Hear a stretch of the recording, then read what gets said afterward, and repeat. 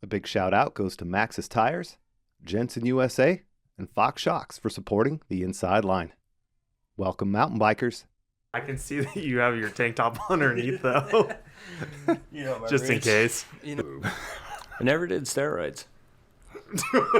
I just have a big chest. There you go. None of us actually wondered if you did steroids. No, but like, but somebody asked. do. No. So. Back to Clayton Harper. You know you've been around a long time when you call me Clayton Harper. Does everyone just call you Clay? Yeah. No one calls you Clayton? No, it was just like old school. Like, it's funny how that works. Yeah. I don't know why that. It was like, I guess some point in my life I just went strict with Clay. I always liked it better. Like, that's what I went by. But then I started like signing and just using that name at some point. I can't remember when. Interesting. Like, After 40. No, way before that. Like the Aaron Chases of the world call me Clayton. Well, Clayton, I'm glad you're here. This has been a long time in the making. Yes, sir. And it's in person, as per your request. My request. I believe I made that request with you in 2019. Is that when it was at Windrock? I think it was 2019. Yeah, okay. It's 2024. Lots happened in 5 years, and I'm stoked to cover that for sure. It's going to take more time now. That's all right. It's good stuff. I'm conflicted about how we start. Do we go into your history with mountain biking? Your history with Mountain Creek? Do we go straight into Monster Pro Energy and its current state of affairs downhill? Or are you a part-time farmer? Because literally 2 or 3 days ago, you sent me a video and all it shows is some crazy contraption. That's called a hay baler. Okay, hay baler. And then this hay bale gets chucked into the back. Like, yo, Shaw, let's go. Are you a farmer? Like, where did that come from? I had no idea. That was out of left field for me. Yes, I am a farmer to some degree. I live I don't live on a farm, but I live down the street from my family farm up in Sandyston, New Jersey. And whenever I'm home in the summertime, I love to be on the tractor and working with my dad. My son's out there and my nephews and my brother. It's like, it's a really fun kind of like side business of the family that's become pretty involved. I mean, it's like probably 300 acres, I think. Hay, corn, some cows. It's not like a full-time like functioning farm. It's still like a side business for the family, but some weeks it feels full-time. So that day I sent you the video from the tractor was we had 800 bales of hay on the ground, and so that was probably 7 hours on the tractor in the sun. Really? Yeah. It was good though. I love it. Yeah. Yeah. Okay, cool. Yeah, I had no idea about that, so that was pretty neat to see. I think that people are always surprised. My favorite thing to do, there's, you may know her, Joy from Fox Racing. She's been around forever. Pretty much every time I'm on the tractor, I'll send her a video because she couldn't believe it. She thought I was lying. So I FaceTimed her from the tractor the one time. I think that a lot of people that I do business with in California don't believe, like, hey, like, you're here, you're wearing all black, you're dressed nice, you have Vans on, maybe some schmutz in your hair or something, and some nice sunglasses, and it's like, I go home and I'm like in the dirt, in the mud on a tractor. So it's like, the dichotomy is awesome. I love it. That's freaking awesome. Well, cool. I'd like to talk about farming for a while, but I think we have other things to talk about. It's a mountain bike podcast, so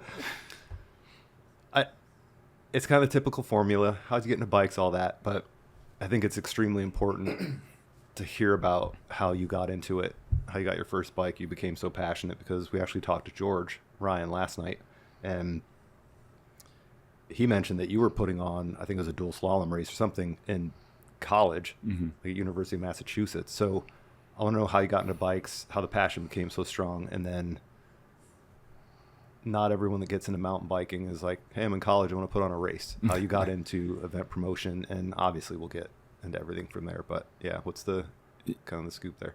Well, I've been asked that question, but maybe I've never answered it the way I'm about to, because usually people will say like, oh, how did you fall in love with bikes?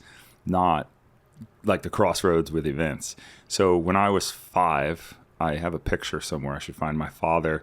I had like a Huffy, and my father just put me on that thing, and he's like, you're 5, you need to ride a bike, and just pushed me down the hill. And it was like straight down the hill towards a pond. And really? Like you'd never been on it? whistle-dicked around with some training wheels and stuff, but it was like sink or swim time. And I slid out a few times, and then finally, like, the next time pushed me, and it's like straight towards the pond, pick it up, just, carve out of it and pedal away. And it's like, oh my gosh, you're riding bikes. And then I grew up in the town we're just talking about where our farm is, and my parents had a really cool spread. Our house had like this really cool driveway, and there was a pond and like a big lawn, and they would have parties there all the time. And I would always take all the kids. I haven't really thought about this at all, but I would organize all the other kids that were there, and we would put on bike shows for all the adults when I was like 7 years old. My parents were talking about that recently. And then just, I don't know, just hooked, absolutely hooked. I didn't think about being a professional, event producer at that time, but in hindsight, I guess I liked it. Yeah. So, and so I can think of hundreds of times crashing in that driveway. Like, so many, I have scars on like every elbow and knee and everything from that. So, and despite all the crashes, you stuck with it? Was there? Yeah, it was weird. It was hard growing up in a really small town and trying to be into a sport. There wasn't Instagram. I couldn't see things. I remember my mom would take me to the dentist in Sparta, which was like half an hour down the road, and there was a bike shop, and they had BMX Plus magazines and ODI grips and this stuff, and it was like, that was my, like I look so forward to that. We would go, and I'd just want to go and like just get a magazine or something, and then I would have that magazine for months. And it was just like a kid in the country building ramps with no landings and sending it to flat and crashing, and like never really thought much about it. Just really liked it. That's it. I just loved it. So, and then I got a mountain bike when I was, I think when I was like 13. My sister got a Diamondback Fleet Street, which was like a hybrid mountain bike thing, and I was like, that's stupid, I don't want a mountain bike, those things are so dumb. And then immediately took it from her and destroyed it. Absolutely destroyed it. And my parents were like, they got me a bike after that, and I was just hooked after that. So. And was a mountain bike because of your age and your size, thinking like, oh, BMX bikes for kids, like we have to get them a bigger bike? Was that the thinking behind it, or was? Yeah, I think so. But like I said, I didn't want the mountain bike. I thought it was stupid. Like, I didn't want no part of this thing. And then I figured out how to ride wheelies, which is like, when you get on a bike with, it had like, I think it had like 700C wheels. Like it was like an early 29er, I guess. And like a granny gear and a bio paste thing or something. I would just ride wheelies all day. And like, then I was hooked. So okay, it was fun. So how'd you break out of rural New Jersey and get into a scene where you want to pursue this? I don't think that kids nowadays understand it just didn't exist. It just didn't exist. There was nothing. I never did any racing. I just rode cross country, like built jumps, and like we were like. And cross country, you mean what you would call trail riding now? Right. I believe what I did by myself in the woods then may have been down country, but that certainly didn't exist. Yep. Like, let's go for next season. Yeah. But no, I mean, dude, my buddy Mike Walsh, like, we'd be like hunting, fishing, and building a jump over the creek. Like, that's what I grew up doing. Like, we had like this one jump. I'll never forget. It was awesome. It was like this, and all our trails went straight down the hill, like, which you'll hear about later. But we had there was this old road. So where I grew up, the reason where I grew up is so awesome, and the reason I still come back here is my family's had this farm. My family's had this farm for, I don't know, 70 years or 80 years or whatever it is. And half of it was purchased by the government in the 60s, and we're up against the Delaware National Water Gap Park. So it's like a 70,000 acre park next to us that's like a loosely managed national park at best. It's a recreation area.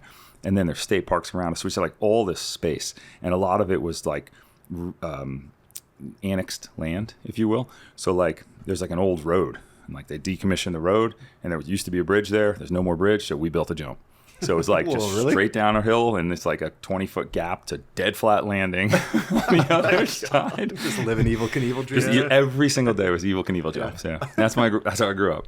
So The old Snake River jump. yeah, this was the Flatbrook is what it was called. But yeah, so it was just like a really good time. I would never give it up. I'd love to go back if I could. But and then to answer your question, I wound up going to 1 or 2 cross country races in high school, but I didn't really like it. It's just like misery.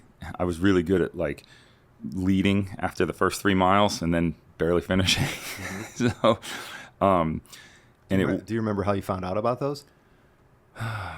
Just like probably flyers at the bike store, and then like somebody else maybe older in town that rode. Like there was this guy Steve Pizzaro, this guy I grew up near. It was like in between me and my parents, and he would put on this cross country race. That was actually a lot of fun. It was a really cool race. It was at this horse track. We would deliver hay to the horse track, so like that's how I knew about it. And it was like in the woods around it and stuff. And you had to do a lap around a horse track. And anybody knows what a horse track is like? It's just like It's like sandy, like sick for moto. it would be dope with like a paddle tire and 250 cc's minimum. Yeah. So, but when I was, it wasn't until, I didn't do a downhill race till I think I was 16, and I went to, we spent a summer on Cape Cod, and I had, and like timing and luck is everything. I'll say it a million times probably tonight, but I just my parents happened to rent a house in Cape Cod that was right next to where Kyle Ebbett lived. Whoa. Yep. And so I was a 16-year-old kid with a farmer's permit, 100% illegal, driving everywhere, and always had a bale of hay in the back. Did you really? Like, I mean, in theory. Okay. And so there was a 8-foot bed, 2-wheel drive, 6-cylinder Chevy. I'll never forget that thing. And I went and just Brewster Bike Shop, and I met him, and he took a liking to me right away. And Kyle was older than all of us, if you remember. So he was probably 10 years older than me, at least. And he had just quit. I didn't know this till later, but he had just quit like a pretty good job at an auto body shop, and just decided he liked biking later in life. Like he taught me a little bit about riding, but he taught me a lot about like just going for it. He decided he wanted to be a professional rider. I think he was like 26 or something when he decided this, and was working in a body shop. And I guess, he might tell the story differently. I was a kid from New Jersey that showed up with a truck and a license, air quotes license, and he didn't have a license. So he's like, "You're going to drive me to Mount Snow." And I was like, "Let's go." And No, wait, from Cape Cod. Yeah. With the hay in the bed, right? Yeah. Oh, always. Allegedly. Yeah. It wasn't Mount Snow. It was Sugar Bush. Mm-hmm. And this was the very first one I ever went to. And drove me up there. I had, I don't remember the bike I had. I think it was like a hardtail Trek. And I was working at a summer camp on Cape Cod teaching kids mountain biking. On a vacation prior to that, I was like riding a wheelie. So we always went to Cape Cod as kids, and I was like riding a wheelie somewhere, and this guy says to me, "Hey, you're pretty good. Let's go for a ride." His name was Robin. I went for a ride with him. He was a former pro road racer that had started holding mountain bike camps in Nickerson State Park. It was pure luck. Happened to run into this guy, and he said, "Hey, if you're back, I'll give you a job." So that was when I was 15. I came back at 16. He gave me a job that summer as a camp counselor. And that was when I met Kyle while I was doing that. Kyle's like, he taught me all about street riding and dirt jumping and everything, all on Cape Cod. And he's like, "We're going to Sugar Bush." Okay. So we drive to Sugar Bush. The first thing I do is meet Todd Bosch, which is like, anybody who knows what I'm talking about is probably like, "Oh shit." And so, and Lars and Aaron Chase. That was the day I met Aaron Chase. And we've been all those guys on the same day. Yep, 1996 Sugar Bush. Wow. Trail 66 race. I watched Aaron like dominate the slalom. I rode in the slalom. I only had a hardtail. I don't even think I qualified. And afterwards, it was like Todd, Lars, Aaron, Ebbett, and a couple other people like, we're gonna go take a run from the top, and I was like, I don't even know what that means. Like, we're getting on the chairlift. I'm like, we take our bikes on the chairlift? Huh. Like, okay. And I went up and I had this like version 1 Troy Lee Designs half shell helmet and a pair of gloves, and I'm pretty sure I was wearing Umbro shorts. For some reason, I feel like that's what I was wearing. 100%. It was a bad choice. And in my defense, I had never heard of a water bar. I didn't know what that was, but I hit one at about 40 and completely ejected from the bike. And I just remember sliding down that road, and it was like, try to get over to this ass cheek, try to get onto this elbow, and I stopped. I was just no skin anywhere, like everything. It was so bad. And that was the first day at a mountain. And I went back in the first aid. They gave me like a bottle of alcohol, and they're like, you got to clean that yourself. I was just like, it was brutal. It was so bad. I went back to the condo we had, and I just remember I was in the shower, like trying to use this, and I was like punching the shower wall, screaming, because I was like, it hurt so bad. And then make it back to Cape Cod. I absolutely ruined the seat in that truck, like just bleeding everywhere. And my dad took me to the doctor a day or two later, and they're like, yeah, you're gonna have an infection. And they gave me this crazy like silver oxide cream or something like that. I don't know, I had to get like road rash cream, like what they would give like a burn victim or somebody on a motorcycle accident. Wow. And like, yeah, that's how my summer started. Yeah. And I was hooked. I mean, I loved every second of it. Oh my God. And then there was a bunch of other trips. Kyle took me to Plattekill, and I wound up buying my first like real bike from Todd Bosch. I bought a used Specialized S-Works slalom bike. It was fun. It was like really wild time. So that's how it went. But I was, like I said, I was pretty late in life. And then, I think it was when I was 18. So that summer ended. I went back to school. I finished school. Like I didn't really do any more racing. It was not until I wound up at the University of Massachusetts. Another random thing, I was up there visiting my girlfriend, who's now my wife, Jamie, and I was just struck up a conversation in town with some guys riding bikes. Like I was probably on my bike, I don't remember, and it turned out to be Ken Avery and a whole bunch of other people. And they're like, oh, you should come race for UMass. And that's what happened. I did it, and I wound up getting back into, like really getting into racing at that point. So I was 19, and I traveled the country racing with UMass. It was awesome. Mm-hmm. Met Scott Hart in Idaho. It was just like such a weird time. Like there were so many of us at that time that wound up industry people. It was like a real magical time, like a, good generation to come up with. Yeah, and dude, you baptism straight into East Coast hardcore by meeting Ebbett and Chase and everyone all at once, like Jeff.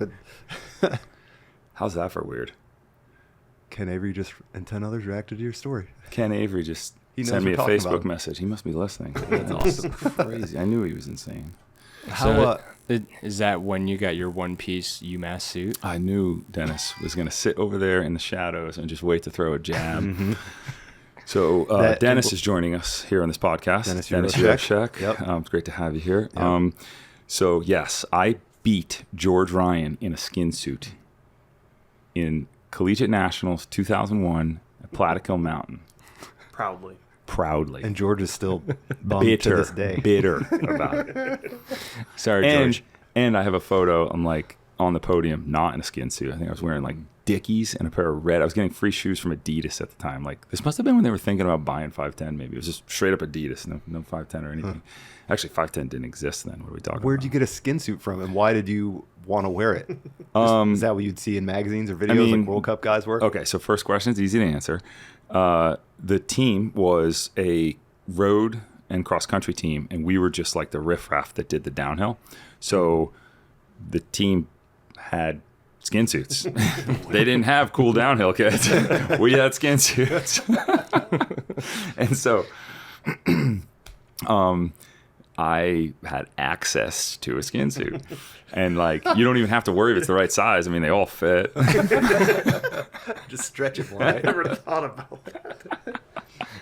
And it was, I remember, that was such a weird time. I think I was wearing Vans clipless shoes too. Remember, like those big fat clipless shoes? I loved those shoes, were so sick. And that track was such a wild Plattekill track. the finish, like it came to this, like it was like a foundation that ended, and it was like a 10 or 15 foot drop.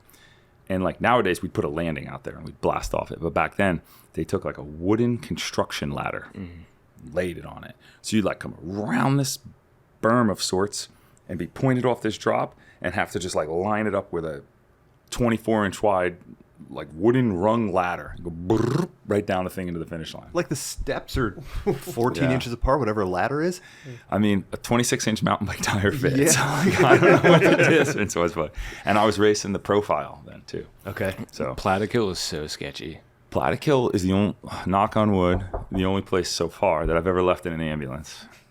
Like, Wow. Yeah, Plattekill was no built and joke. ran by rednecks. Like, there might be a jump in practice, but there might not be a jump in race. And vice versa. Yes. So Like, you might not have a landing. Well, the time or I- takeoff. yeah, in when I race. left in the ambulance, I hit a groundhog hole that was just off the edge of the track in the high grass, and I never saw it. Right. Boom, right into it, and Exploded. just yeeted over the bars. The track would constantly change. Yeah, it's funny. I was just out at Snow Summit with the working on the Southwest Downhill Series races we're doing, and I'm on the chairlift, and there's I'm on the ground, and these kids are going over top in the chairlift, and they said, "Are you guys going to water the course?" And I'm like, "Kids." Get out of my yard. Gosh, like I can't even we'll believe order it. it. Don't like, worry. In the back of my head, I have these memories of like dying at a place where like the tracks were insanely dangerous, and Yeah. now I'm fast forward 30 years later, 24 years later, whatever it is, and I'm being asked by these like, you know, well-off little kids on sick-ass bikes whose parents don't even ride, who are just yelling down at me to water the track. Yeah. Got a long way. And I'm stoked. I'm like, yeah, and yeah. sport's come a long way. Like, this is sick. This is why, like, Yeah. we're doing good. But at the same time, like, toughen up. What made you want to start or have the slalom race? Like, was that all you, or was it No, so I think George, George lied? no, he didn't lie. I don't think he knew the whole background of that. UMass had a Orchard Hill slalom track. And so, like, myself and a few other people, we put together the race, but like I didn't just come out of the blue and be like, this is something we should do. It was kind of like I was a team player. I wasn't the person who even originally conceptualized the track. Okay. I may have been Ken Avery because he was a couple years older than me. I'm not sure. But did he tell you about the party that happened after that race? Dude, he might have. Is that where he got called Muffin for the first time? The next morning. Okay, yep. yeah. Credit to my wife Jamie for that one. Yeah. Did he explain that? Because I don't know if that's podcast friendly He material. just said I it. think he did actually. Yeah, he told the story. She's like, it was like a frat house, and then Yeah, it was like a frat house minus the frat. Yeah. That house was awesome. It was like just the best mix of people. The TV was like 24/7 Crusty Demons of Dirt videos. Like that is what was on. And it was like Limp Bizkit on the radio, and like it was just wild. And It sounds amazing. we moved into this house, and the first thing we did was take all the previous tenants' furniture and bury it in the yard and build jumps out of it. And like just massive jumps, like big dirt jumps. Was it everyone in there bike riders, mountain bikers? Yep. Okay.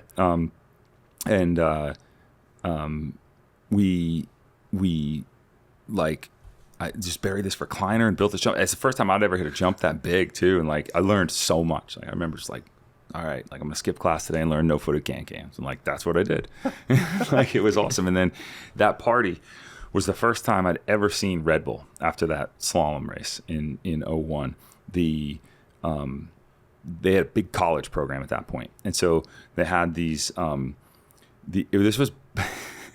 This was before they were like, hey, we should get some cute college girls to go walk around with these backpacks, and they had these two like 28-year-old dudes who showed up in this. What were those?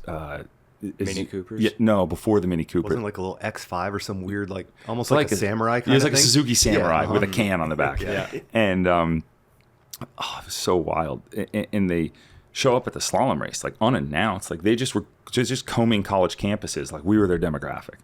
And these guys are like, whoa, these kids are wild. So they like came up there, they're giving out some free Red Bull. And I just remember this guy, like I'm 18 or whatever, and it's like guy's like almost 30. He's like, yo, where's the party at? I'm like, I don't know. And he's like, quit party at your house? I'm like, okay. And so we just went back to our house. They drove that little Suzuki Sidekick thing with the big can on the back into our backyard, opened up every side of it, which was stocked with Red Bull. And they were just like, all right, where's the booze at? And it was like, whoa. Just people started bringing just stuff came from everywhere. It was like whatever you could mix with Red Bull. And there was a lot of like younger kids. I remember Jesse Witzel drank. It was like Jesse and George had a Red Bull drinking contest. I want to say it got high teens or 20s. Dude, a he piece. said, he's like, yeah, I think I drank 21 of them. Yeah, I'll verify that. It was disgusting. And like wild. Like, what is your heart doing? 21 Red Bulls in. Yeah, it's tap. Fifth gear pin. Wow.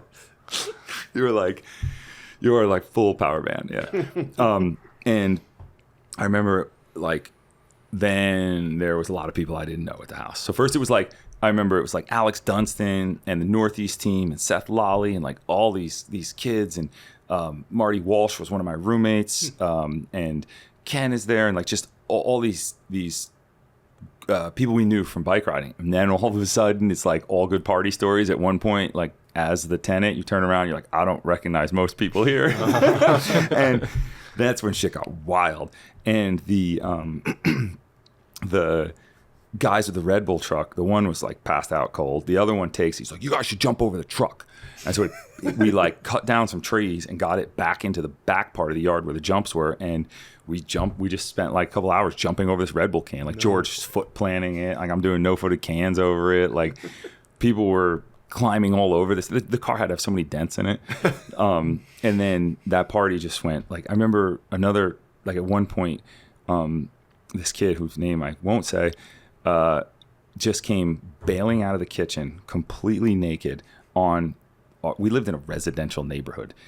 Our neighbor's little kid's bike, like a little 12-inch pink bike with training wheels that he stole from their yard, took off all his clothes and rode through the entire party and crashed through our screen door out into the middle of the party. And like, I was okay. Like it was normal. Like, it was like, and it was crazy. Like it was a good time. And then the next morning it was like me, my roommates, and those two guys from Red Bull just passed out on the floor in our living room. Like they slept till like 11 in our living room. They found like some crazy stuff. I don't know what they were doing, but yeah. Yep. And then that was how I started slalom races. You think they're still with the Red Bull? Hell no. They'd be too old by now. Yeah, I mean, I hope they're still on Earth. And you mentioned at dinner tonight that Ken gave you some sage advice about what you should study while you were at UMass? Yep. So I went to school for science. I always, like I said, grew up in the woods on the farm. I really love all that stuff. I still like hunt and fish, and like my son, we do this stuff. And so I wanted to go for environmental science, and I got to school, and holy shit, that's hard. Science is hard. Respect all the scientists. Like it was just like labs, and it was tough. And I wound up on the cycling team. Nobody else in the team is in the science department in the science school. And so I talked with Ken, and Ken's like, dude, marketing and communications, media studies, like this is where you got to be. And in reality, it wound up being so much more applicable for what I do now. So switched majors over to that, managed to make it through school, completely ignoring the attendance policy, and graduated, did it 4 years, and got out of there with a degree. So like, it was a really fun time in my life. It was good. In hindsight, it would be like a real toss up. Like, would I love to have that money from tuition back to put into my business now, or the experience from it? I don't know. But like I said earlier, like timing, coming through with those kids and that other group and meeting the right people at the time, that was probably what I really spent the money on. Yeah, for sure. So when did you graduate? Oh, that was like a trick question. 2002. Wow, that was the hardest question you'll ask me today. Wow, 02. Okay, so... Because fall of 2001 was the Collegiate National Championship where I beat George in a skin suit. Okay. Which, that's on record. He has made it, it's clear I have to say that every time. He's like, you can tell the whole world you beat me in a skin suit. All right, so that's 3 years after something fairly important, because if what you didn't establish in 1999, if that never happened, we wouldn't be sitting here right now. So let's talk about that.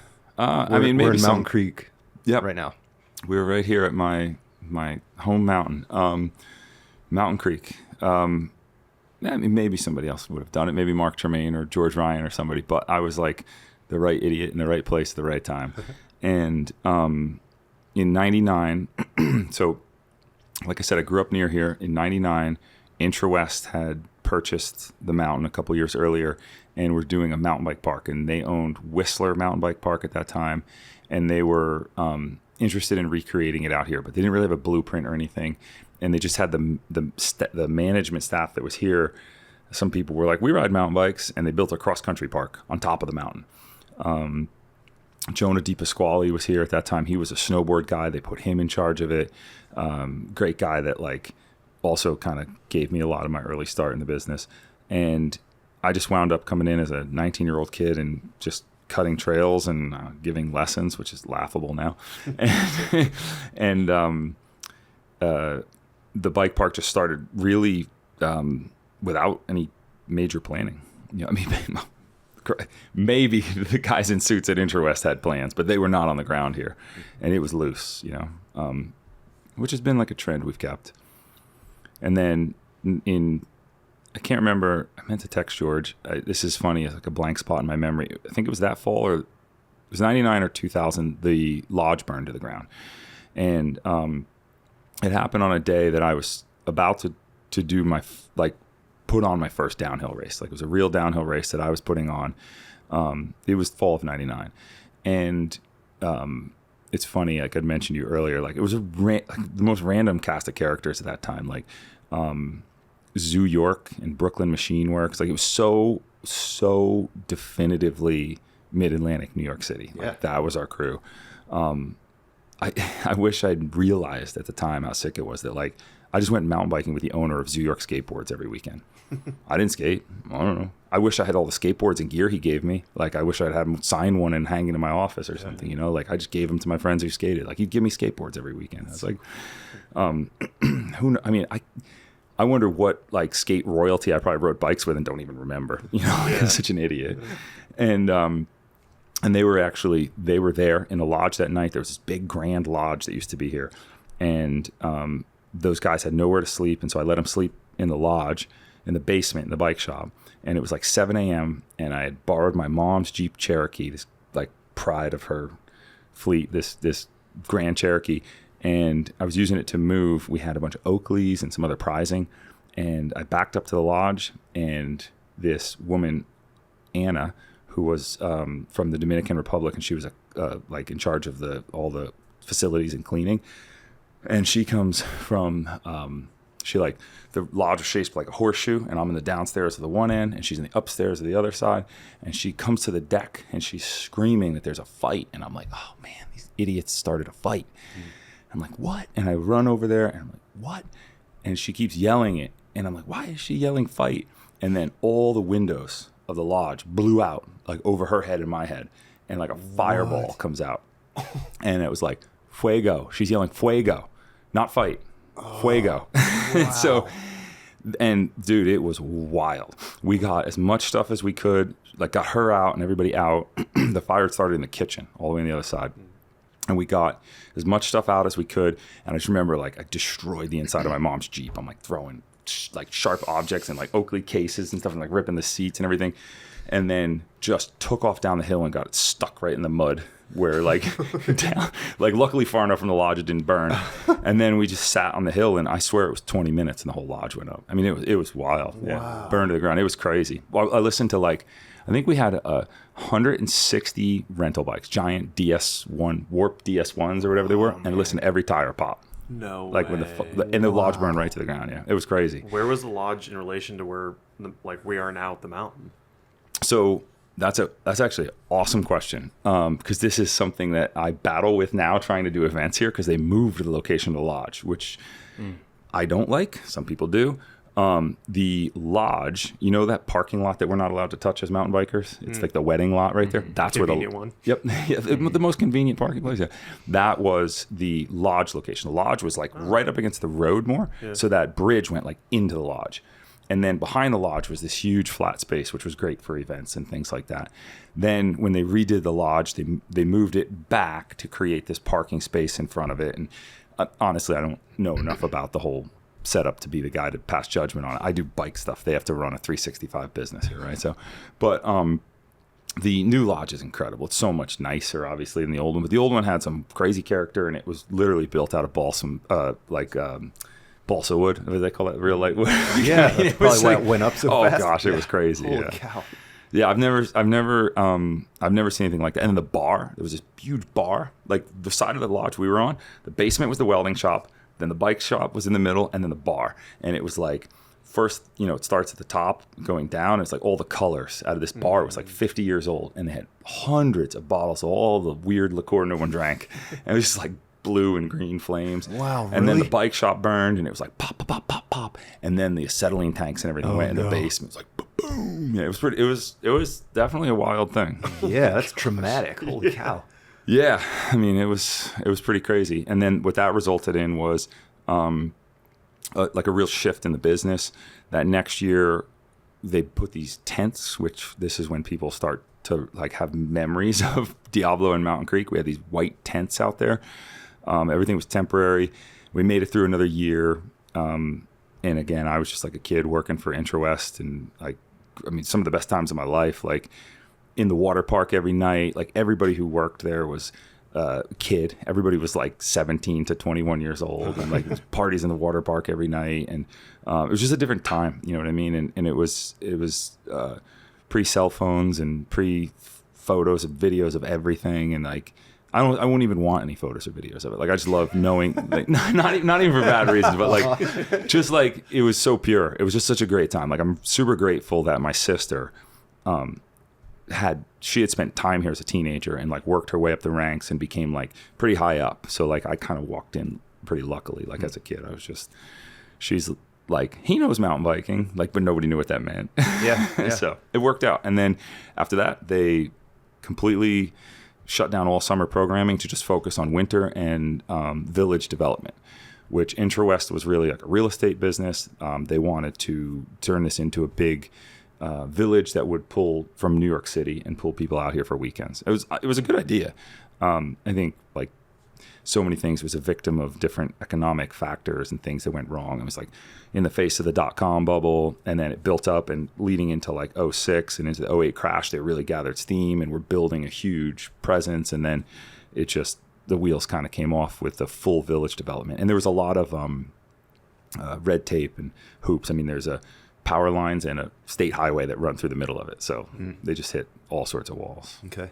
How did Diablo come about then? If you have this takes a big drink, because you have the fire and that slows everything down. But so I went after that. Again, it was just all for fun. So I just went back and finished college. I was racing. Then I raced a little as like a back of the pack pro in the U.S. Had a good time. I raced for Iron Horse Bikes, which was amazing. Yep. And then that was like such a good time to be there, like before Sam Hill made it like, something you had to be really good at. Do you race for Iron Horse? Yeah. You Sam Hill? No, I'm not. Was that the Mad Cats team? No, it was even before all that. Okay. So it was the first generation. It was an Iron Horse factory team, straight from the Long Island warehouse, if you will. And Todd Bosch was part of that, or was Tinsman on there? Tinsman was on there. Okay, yeah. Man, we can't tell those stories. Okay, that's fine. Tinsman. His kits were always so dialed, like photos look good. That's because he was a road biker. No, I love that guy. I haven't seen him in years. If you're listening, love to catch up with him. Like we had so much fun. He set the table on fire in Taco the Town, this Mexican restaurant down here. There's so many stories like that. There's always someone that set someone on fire. I'll keep this one to 20 seconds. He wrote a note with his phone number on a napkin to the waitress, who then told him that she was 16. So he goes, shit, and he puts it in the candle to burn the note and the evidence. and proceeded to set the table on fire. Wow. That's incredible. Just burn everything. Yeah. It was par for the course then. Yeah.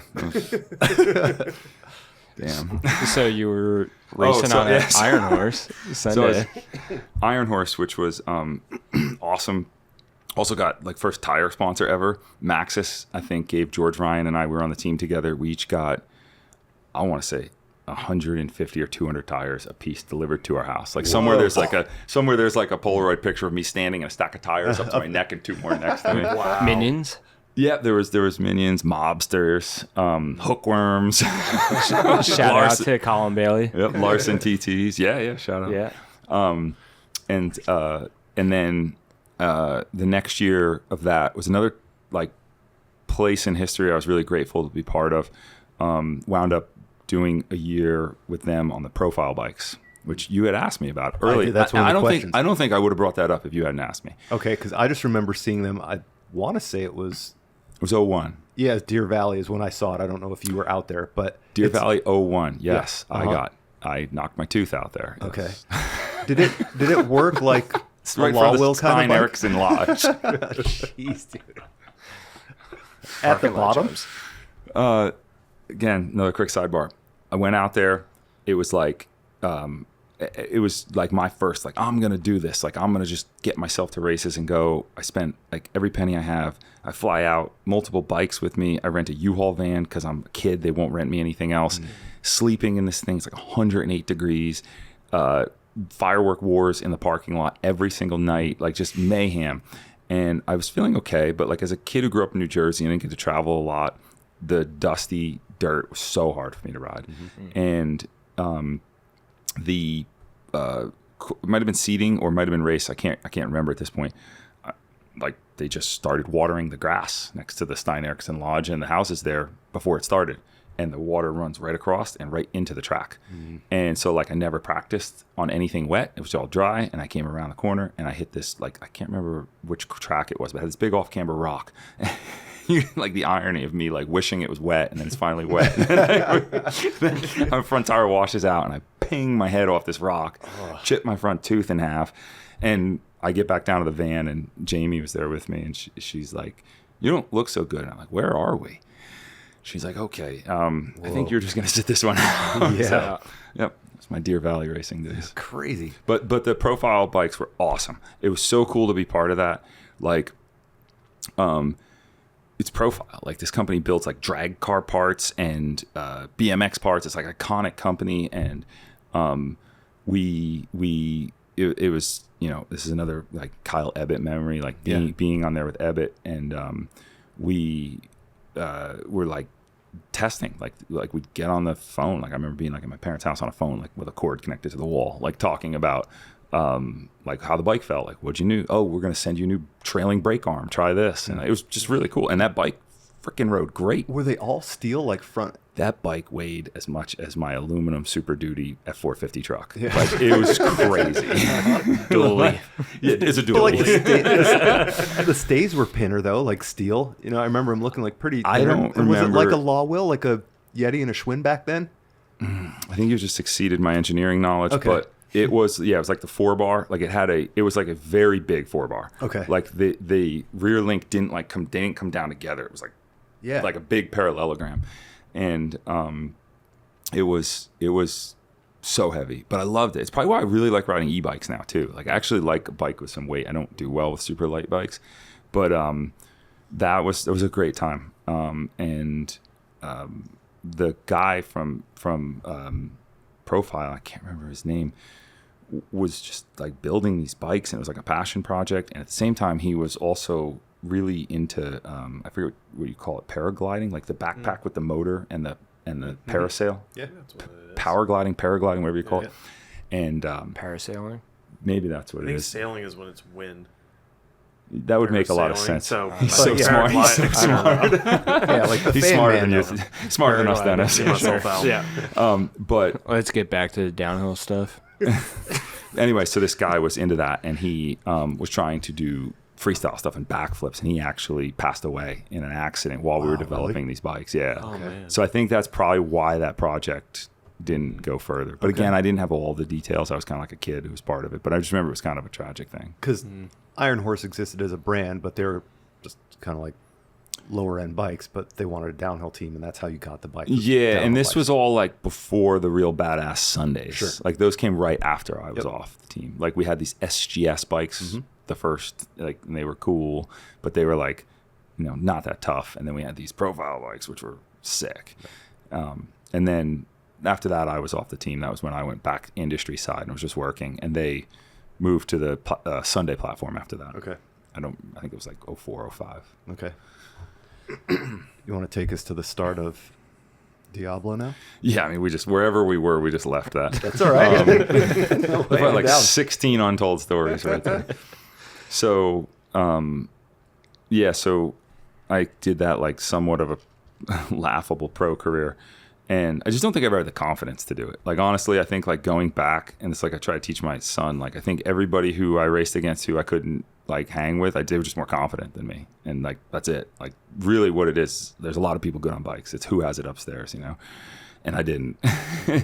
But I did really enjoy running the bike park and working with IntraWest. I came back that year. I left college and raced and done some jobs. I was working in the trades, doing some different things, and I wound up just in a position where I was able to put together a lease with the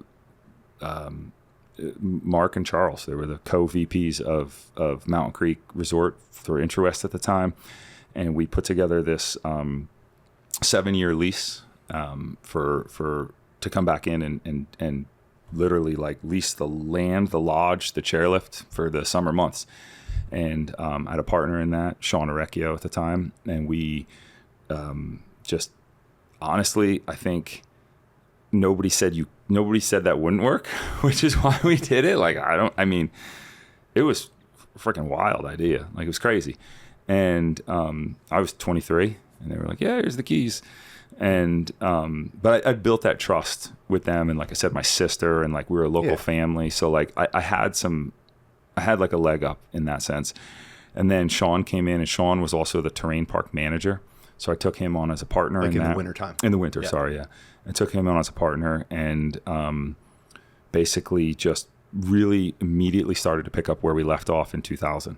I had been getting pressed by a lot of people to do it. Like, people were like, start a bike park, go back, get them to hire you. And I honestly don't know what made me just one day at 23 be like, I'll just go lease the mountain. Like, now I'm like, I can barely lease an apartment and I'm 44. And I was just lucky. It was a really good time. It was fun. And so how did you transition from XC course up top to like actual building downhill trails? So that's like, is that something that you just wanted to do, or is it like other people wanted downhill trails, or what? Well, like, going back to the IntraWest days, so before Diablo, because we did that transition started then. And your question's great because, it was just me. Nobody wanted it. And I built what you wanted. Yeah, I did meet a lot of resistance, but then I also just was like, just doing it. Like, I don't know. I probably should have been fired maybe a few times, but I just started doing it. Why? Why do you say that? Just because I wasn't doing what they told me to do. I was going to build downhill trails instead. Wait, what did they want? So they built a full. So there's on top of this like the Hamburg Mountain Preserve or whatever. It's like there's a couple thousand acres of property on top of this and lakes. It's a beautiful spot up on top of this mountain. And they invested a lot of time and money in the late 90s building a cross-country trail network up there that they thought that people were going to pay to ride, which that was the problem. No one's going to pay to ride cross-country. And so I think it took like a little bit of like, just do it. And then all of a sudden lift ticket sales went through the roof and they're like, all right. And I'm like, hey, can I come right next to the water park with a trail? They're like, sure, go ahead. Because now we're selling, having 400 person days and stuff like that. Like the numbers were good. And do you think, not being from here, but I remember at that time, like, and you mentioned it, Platicill's a crazy place.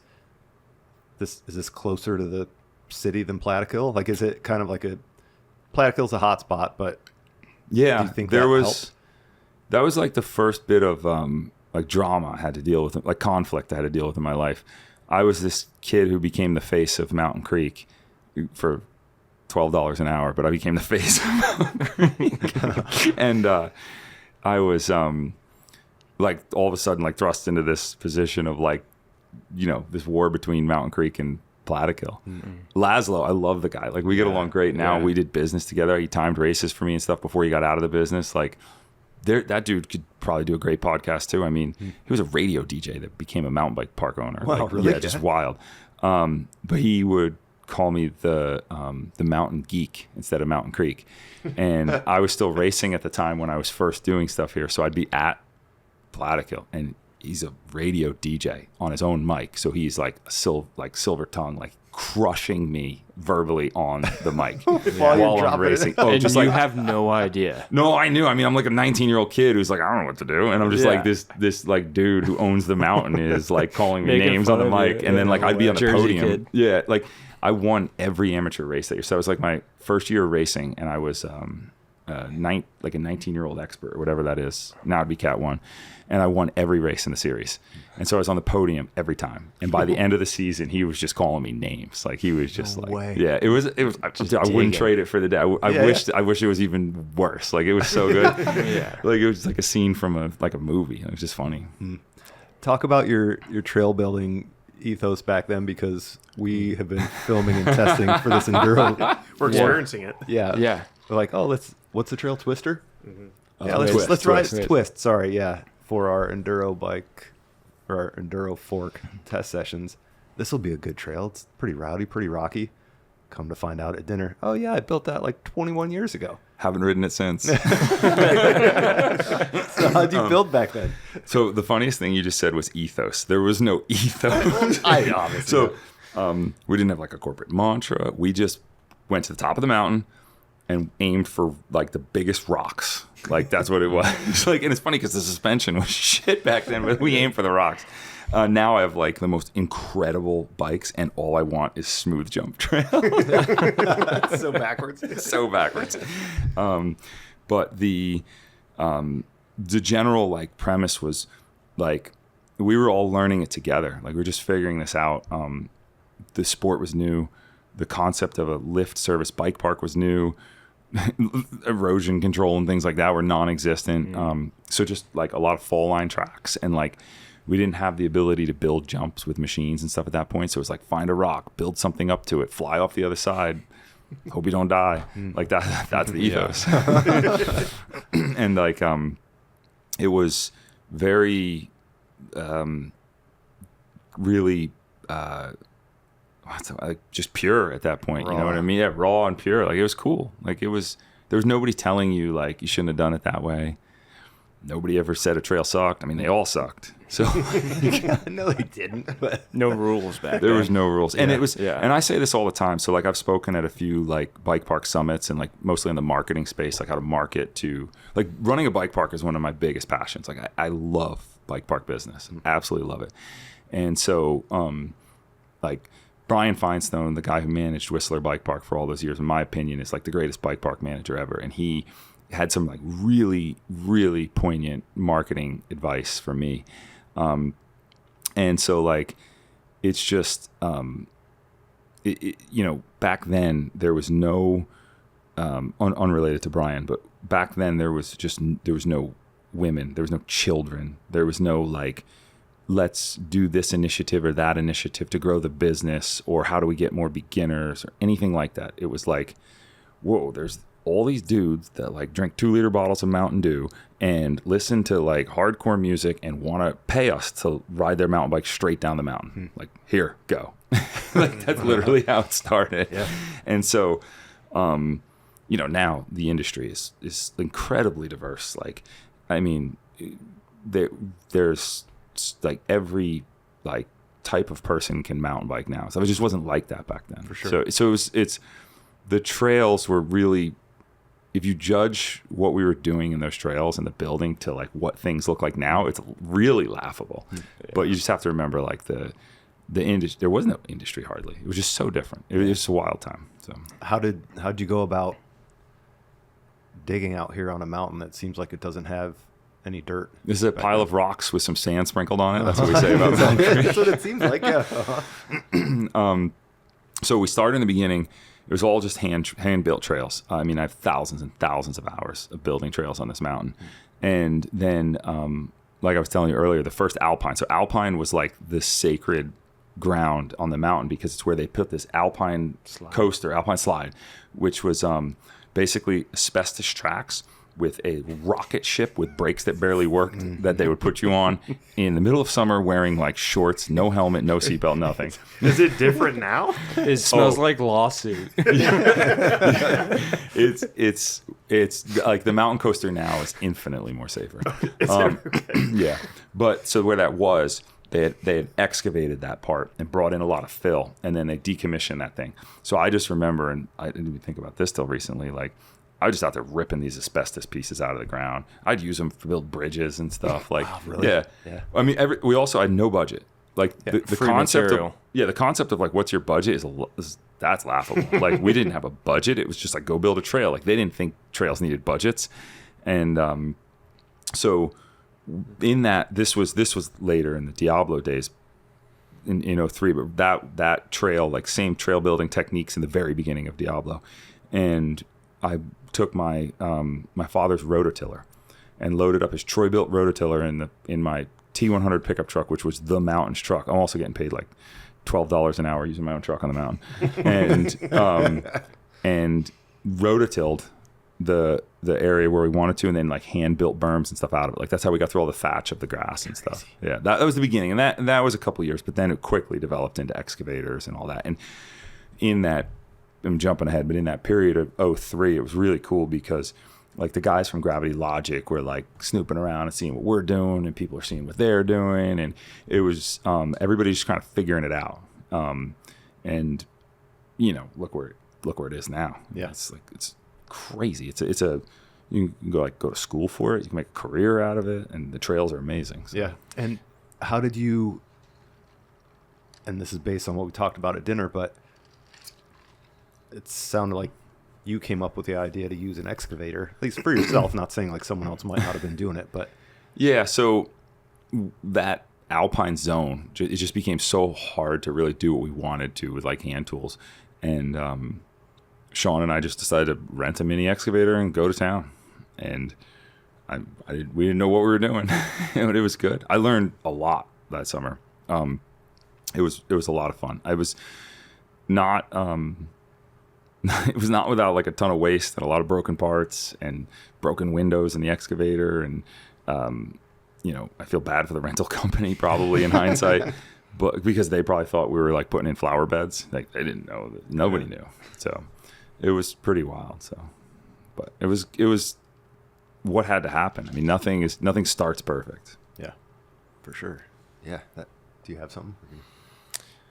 So from 03, you're building these trails, and then with your past experience, you wanted to put on a downhill race. So you finally got to put on a downhill race? Well, I'd put on some downhill races, but like I said, I left professional or sort of professional racing in like leading into that, leading into starting Diablo in 2003. Which we didn't really finish discussing that, but that summer, so I kind of like come back around, and now I'm like, all right, how can we be disruptive? Like, what can we do to like flip the birds to the establishment? I was just like so anti Norba and UCI and everything. I hated everything at that point. Like Diablo was so punk rock. That's the other thing no one knows. Now I'm like the guy trying to figure out how we get more kids to buy USA cycling licenses.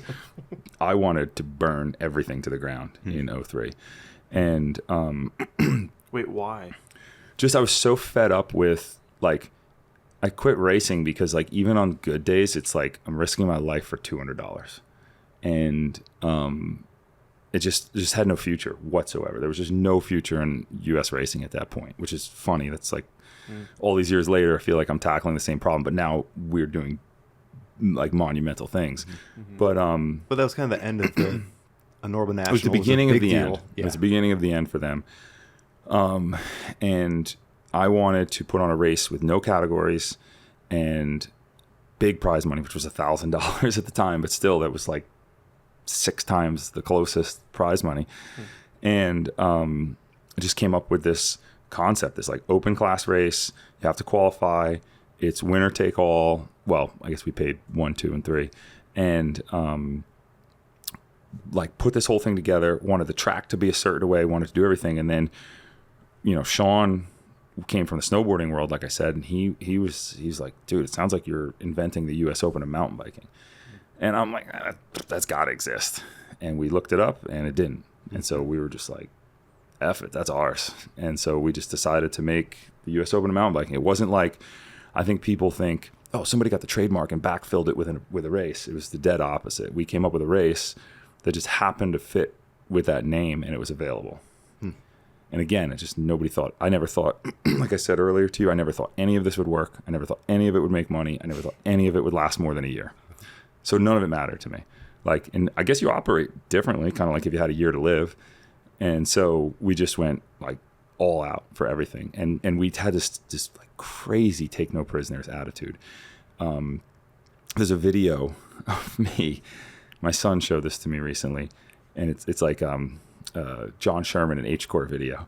And hcore.net. Oh, man, the hardest core of the East. God, it was fitting. It was so good for what we were.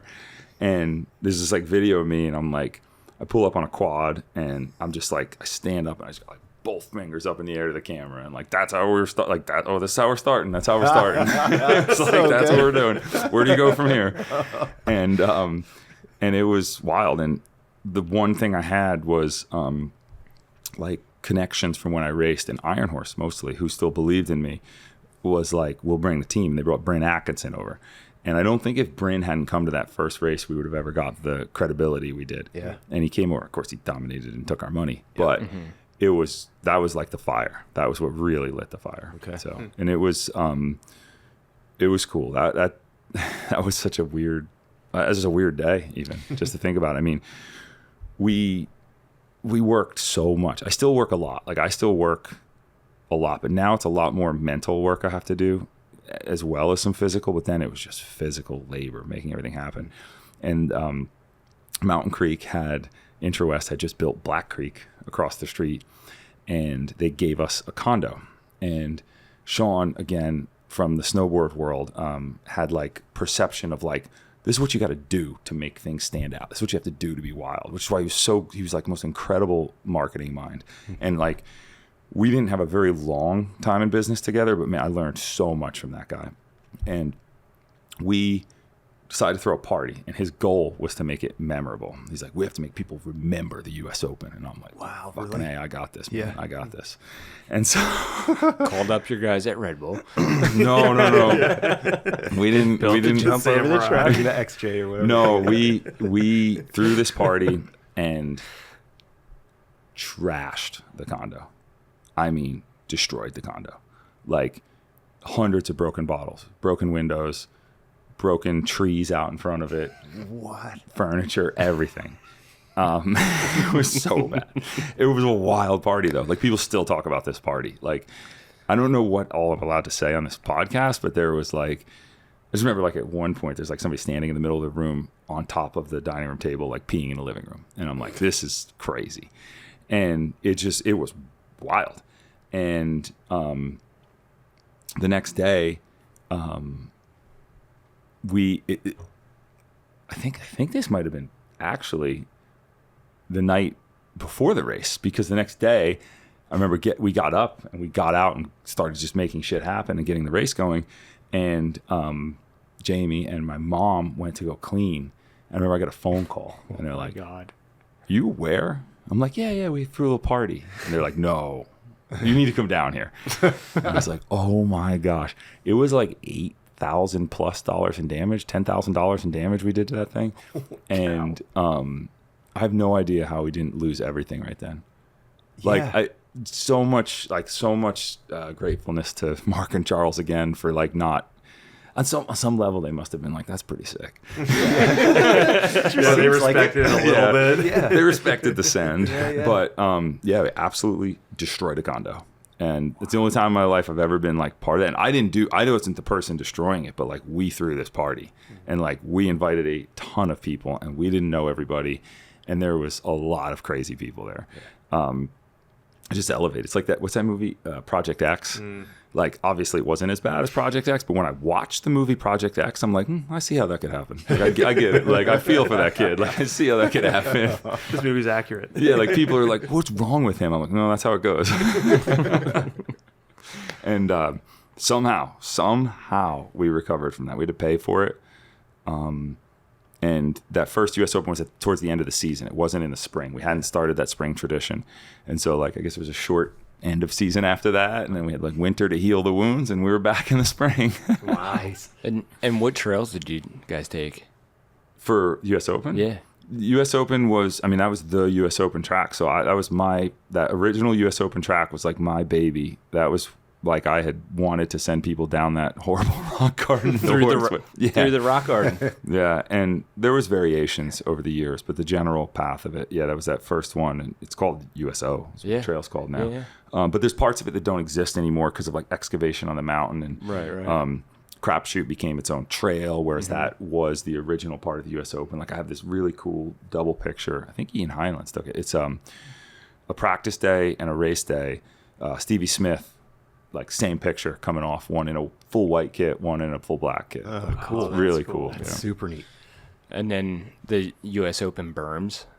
Those down were below, like which iconic. Became Indy. Yes. Yeah. Those were sick. Yep. Yeah. I remember building that. That was actually, I think that the first year we ran through there and we had some berms, and then we shot out into the ski trail. Because I remember Mark Tremaine absolutely exploding on the middle of that fire road right there. And that was wild. I think he got hurt. I think it was bad.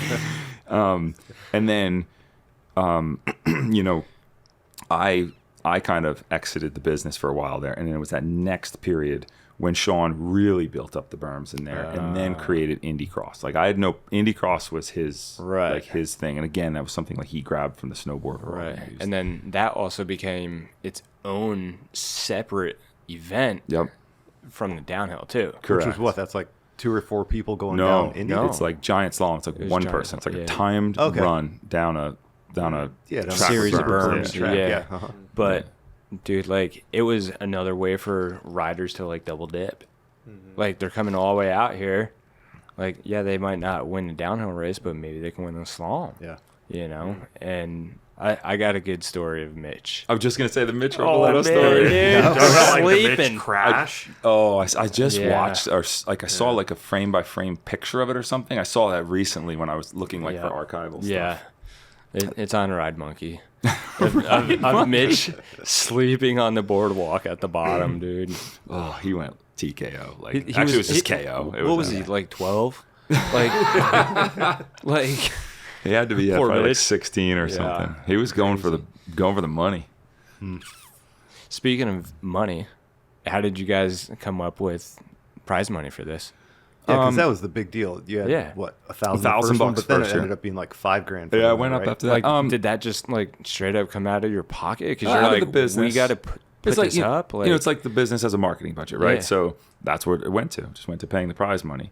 Now I'm in a situation all these years later where I have to come up with prize money without being like the bike park owner. So like, you know what I mean? So it's not like when you say we owned the bike park and US Open is our big like crown jewel piece we're going to do at the end of the year. It's like, okay, we'll just take money straight from like all the lift tickets we make throughout the year and we'll put it to this because this is the big show. But now it's like a whole different ball of wax. Yeah. But the principle hasn't changed. Like you have to kind of pick a big number and just take a hope you get half. roll the dice and hope you're able to like, you know, you have to be it's calculated guess. You're not just like I don't say like $1 million for the U.S. Open winner. I'm sorry, guys, couldn't find the money. But you have to be calculated with what you think you can do, and you don't have it when you say it. You know, when you have to make that announcement, you have to collect it and find it and get it before then. But that was the same thing back then. I remember seeing that $1,000 and being like, "How the f are we going to pay this, Sean?" That's crazy, and again, he was older than me and like more savvy with business, and he's like, "Don't worry, we got this." And some of like the entry fees, does that go towards the Yeah. prize money or what? Yeah, entry fee, race finances, right? So any good race isn't paid for by entry fees alone in the downhill world, in like cross country or gravel or something where you can increase the numbers up to 2,000, 5,000, like the on-bound gravel you're just at. Yeah. But with downhill, it requires the partnership dollars to really make it work from the brands. Or if you own the bike park, you invest the money because it's the marketing piece of the event itself. But the whole thing is just it all comes together with entry fees, partnership dollars.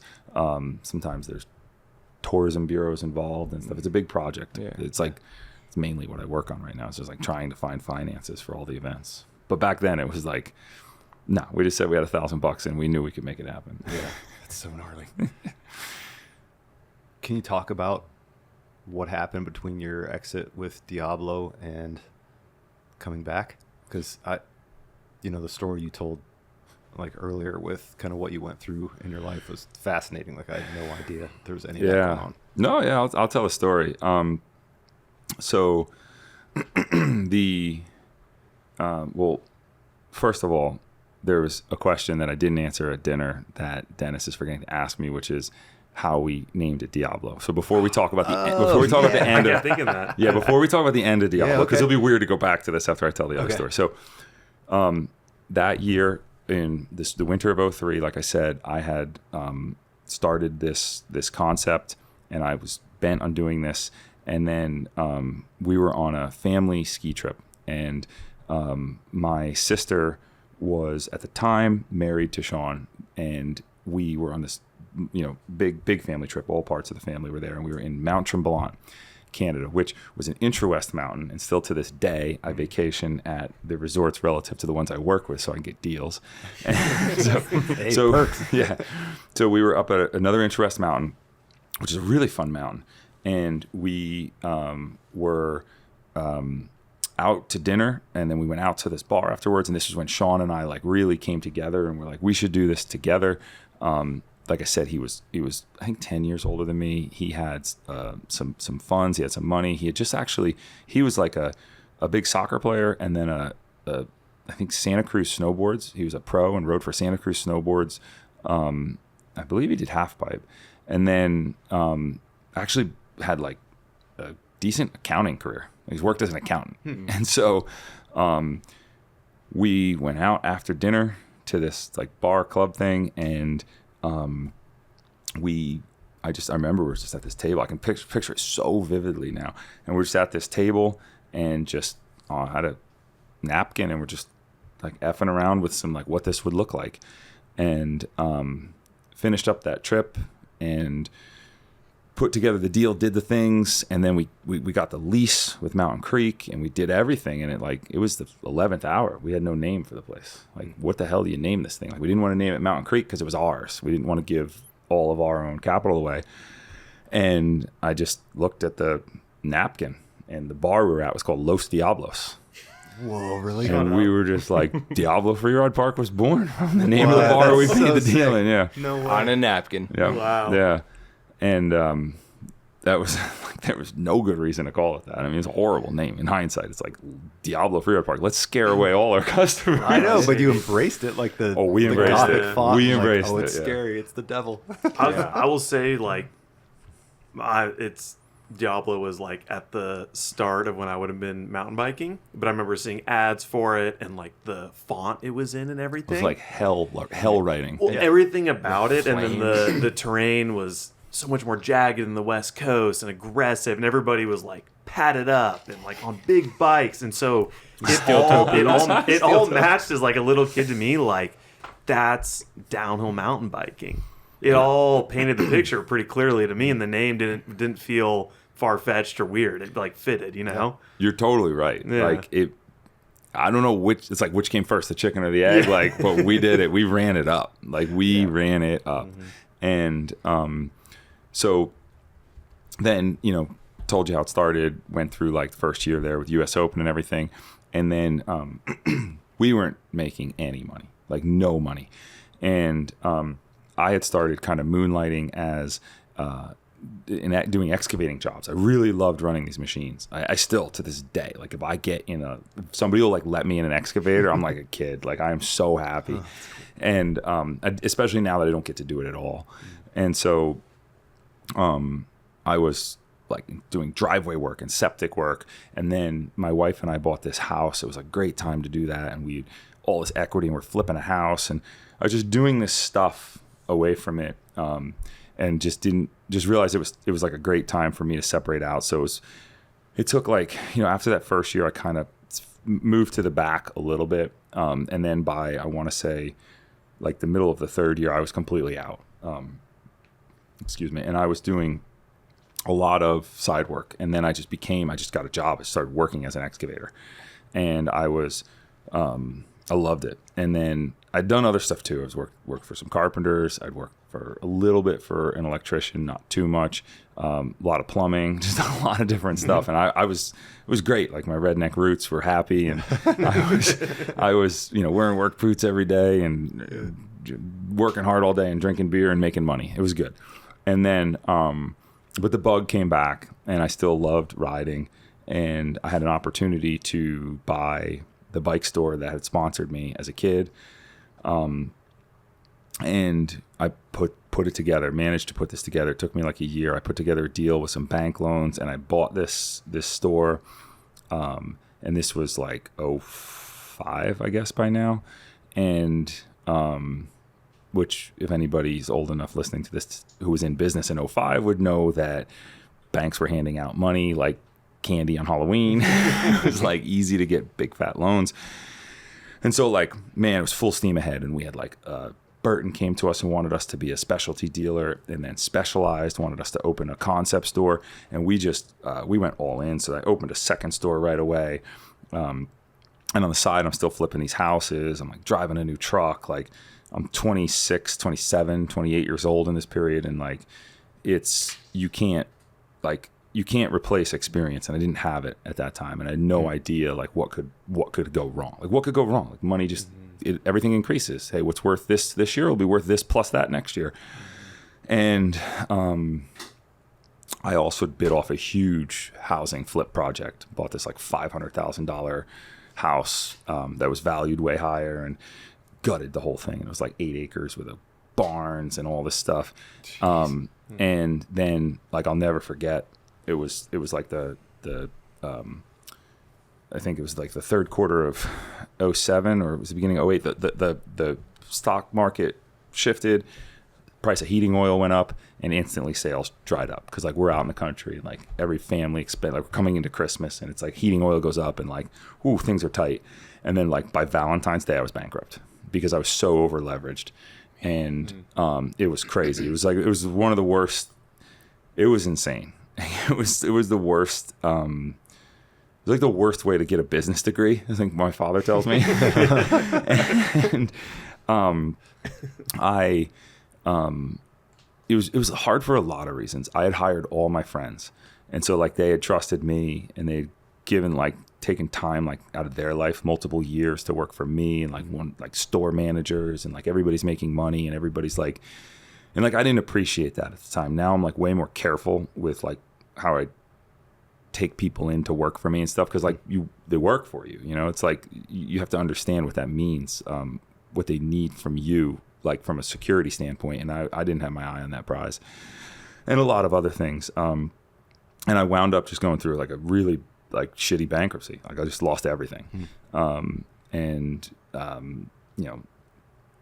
it was crazy. I got left with that house, and I wound up just taking a year off and like teaching myself how to wire a house. Like I told you before, like there was no YouTube, or if there was, I didn't know about it. And like I went to Home Depot and bought a 400-page book about wiring and like learned to wire a house, and then just rebuilt the inside of the house, and we're doing our thing. And I threw out every single thing I owned that was biking. I actually regret some of it. I have some memorabilia, some stuff I wish I'd kept. I think I burned a bunch of it. Like I just threw every single thing out that was biking. I didn't want anything to do with anything bike related. Nothing. I didn't want to talk to any of my bike friends, like Mark Tremaine, George, Aaron Chase, Lenoski, all these guys I was so close with. I just didn't even talk to them for 2, 3, 4 years. I don't know. Just gone.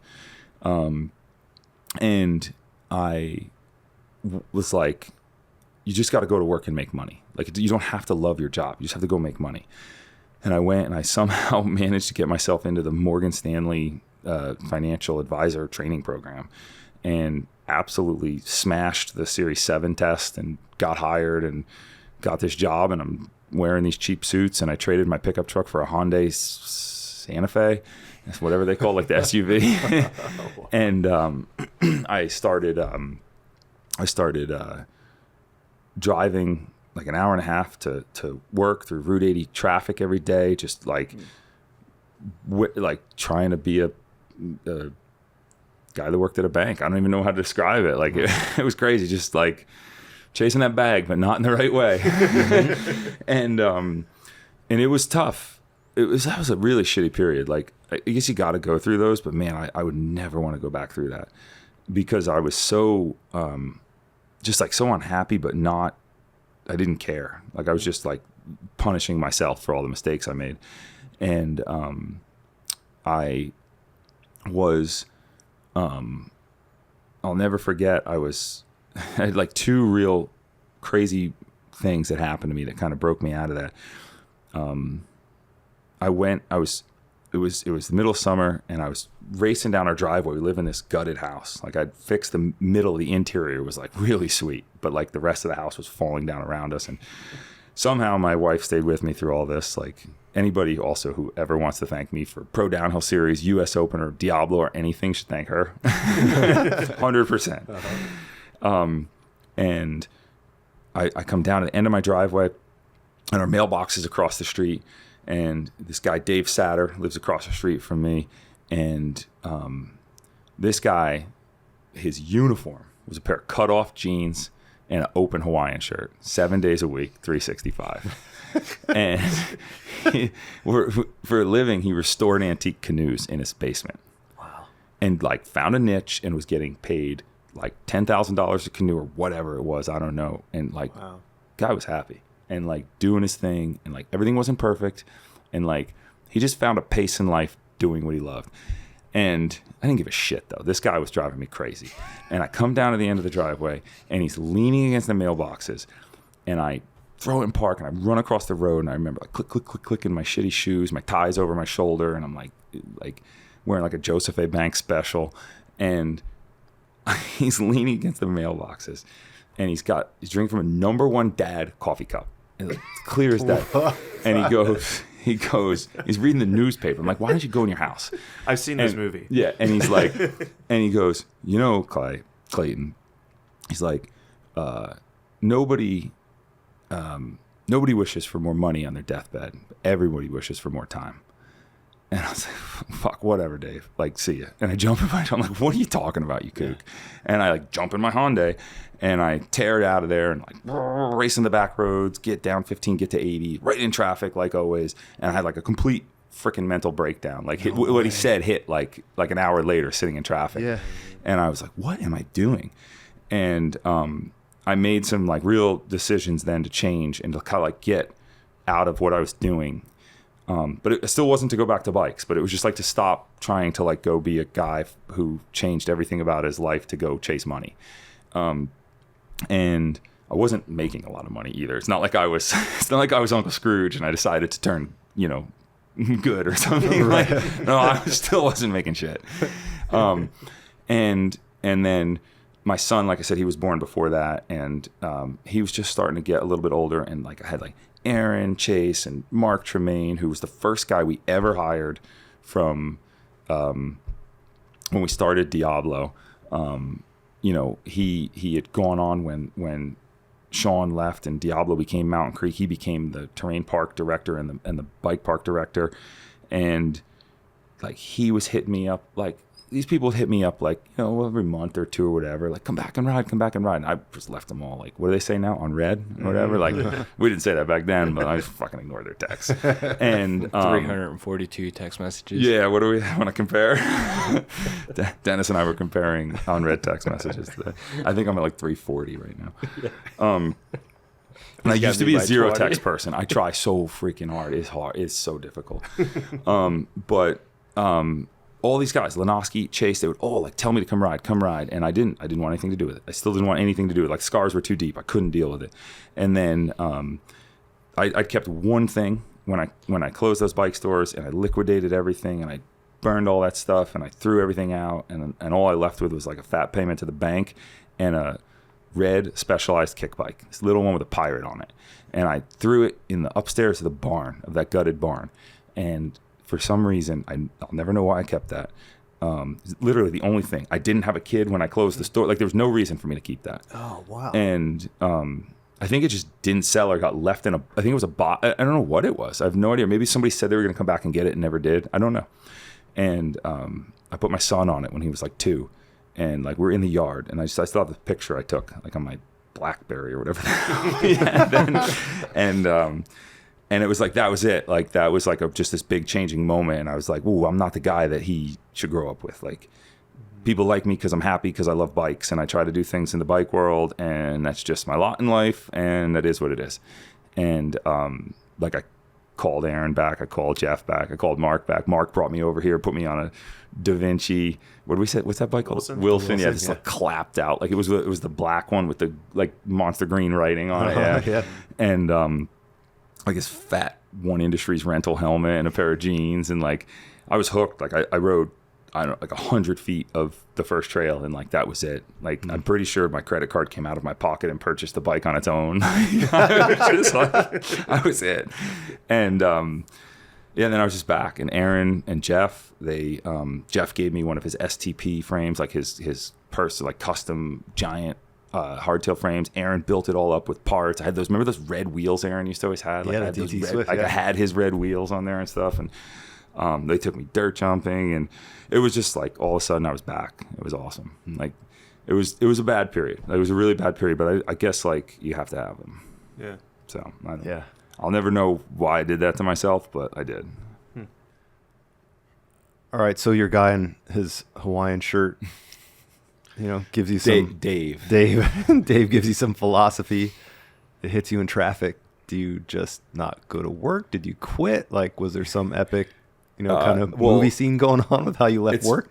Have you ever seen Office Space? Oh yeah, Yeah, that was my life. You set the building on fire. Everything but setting the building on fire or gutting fish on my desk. But no, I made a pivotal change in the way I looked at the world and like what I was doing, and I became like the guy that was like getting changed in the parking lot at Morgan Stanley and going on bike rides in the woods out the back of the office park. As if I just became this black sheep, and I was still like I was doing okay with what I was doing, and I had this really I had this lucky transition that my father owns an insurance agency, and so like all the licensing and the things that I had like accumulated and earned in that Morgan Stanley role allowed me to transition over to work for him, and he needed help at the time.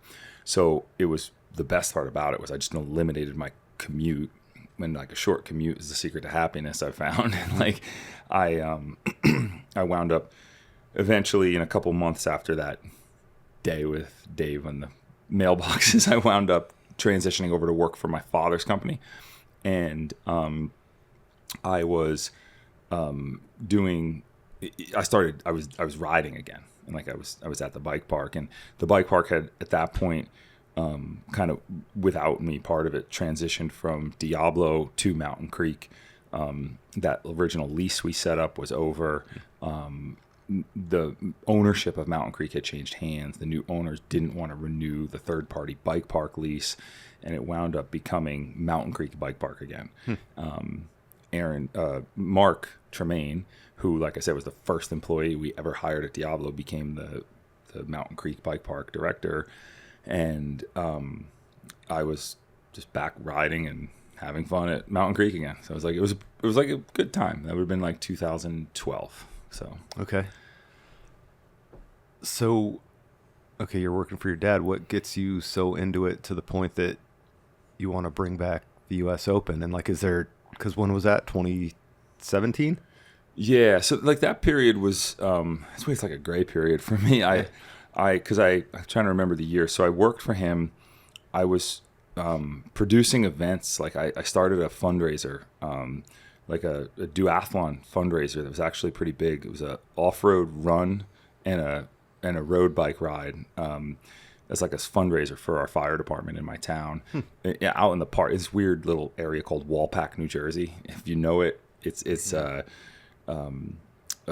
like a 1 in a million little town that got like preserved within this federal park, and it has like all this history. And so I was doing these events a little on the side, and I was helping immediately with events at Mountain Creek just for fun. Like I would just show up and help. Wow, really? Yeah, I really like it. And then I just kind of fell into this opportunity to become the risk manager at Mountain Creek.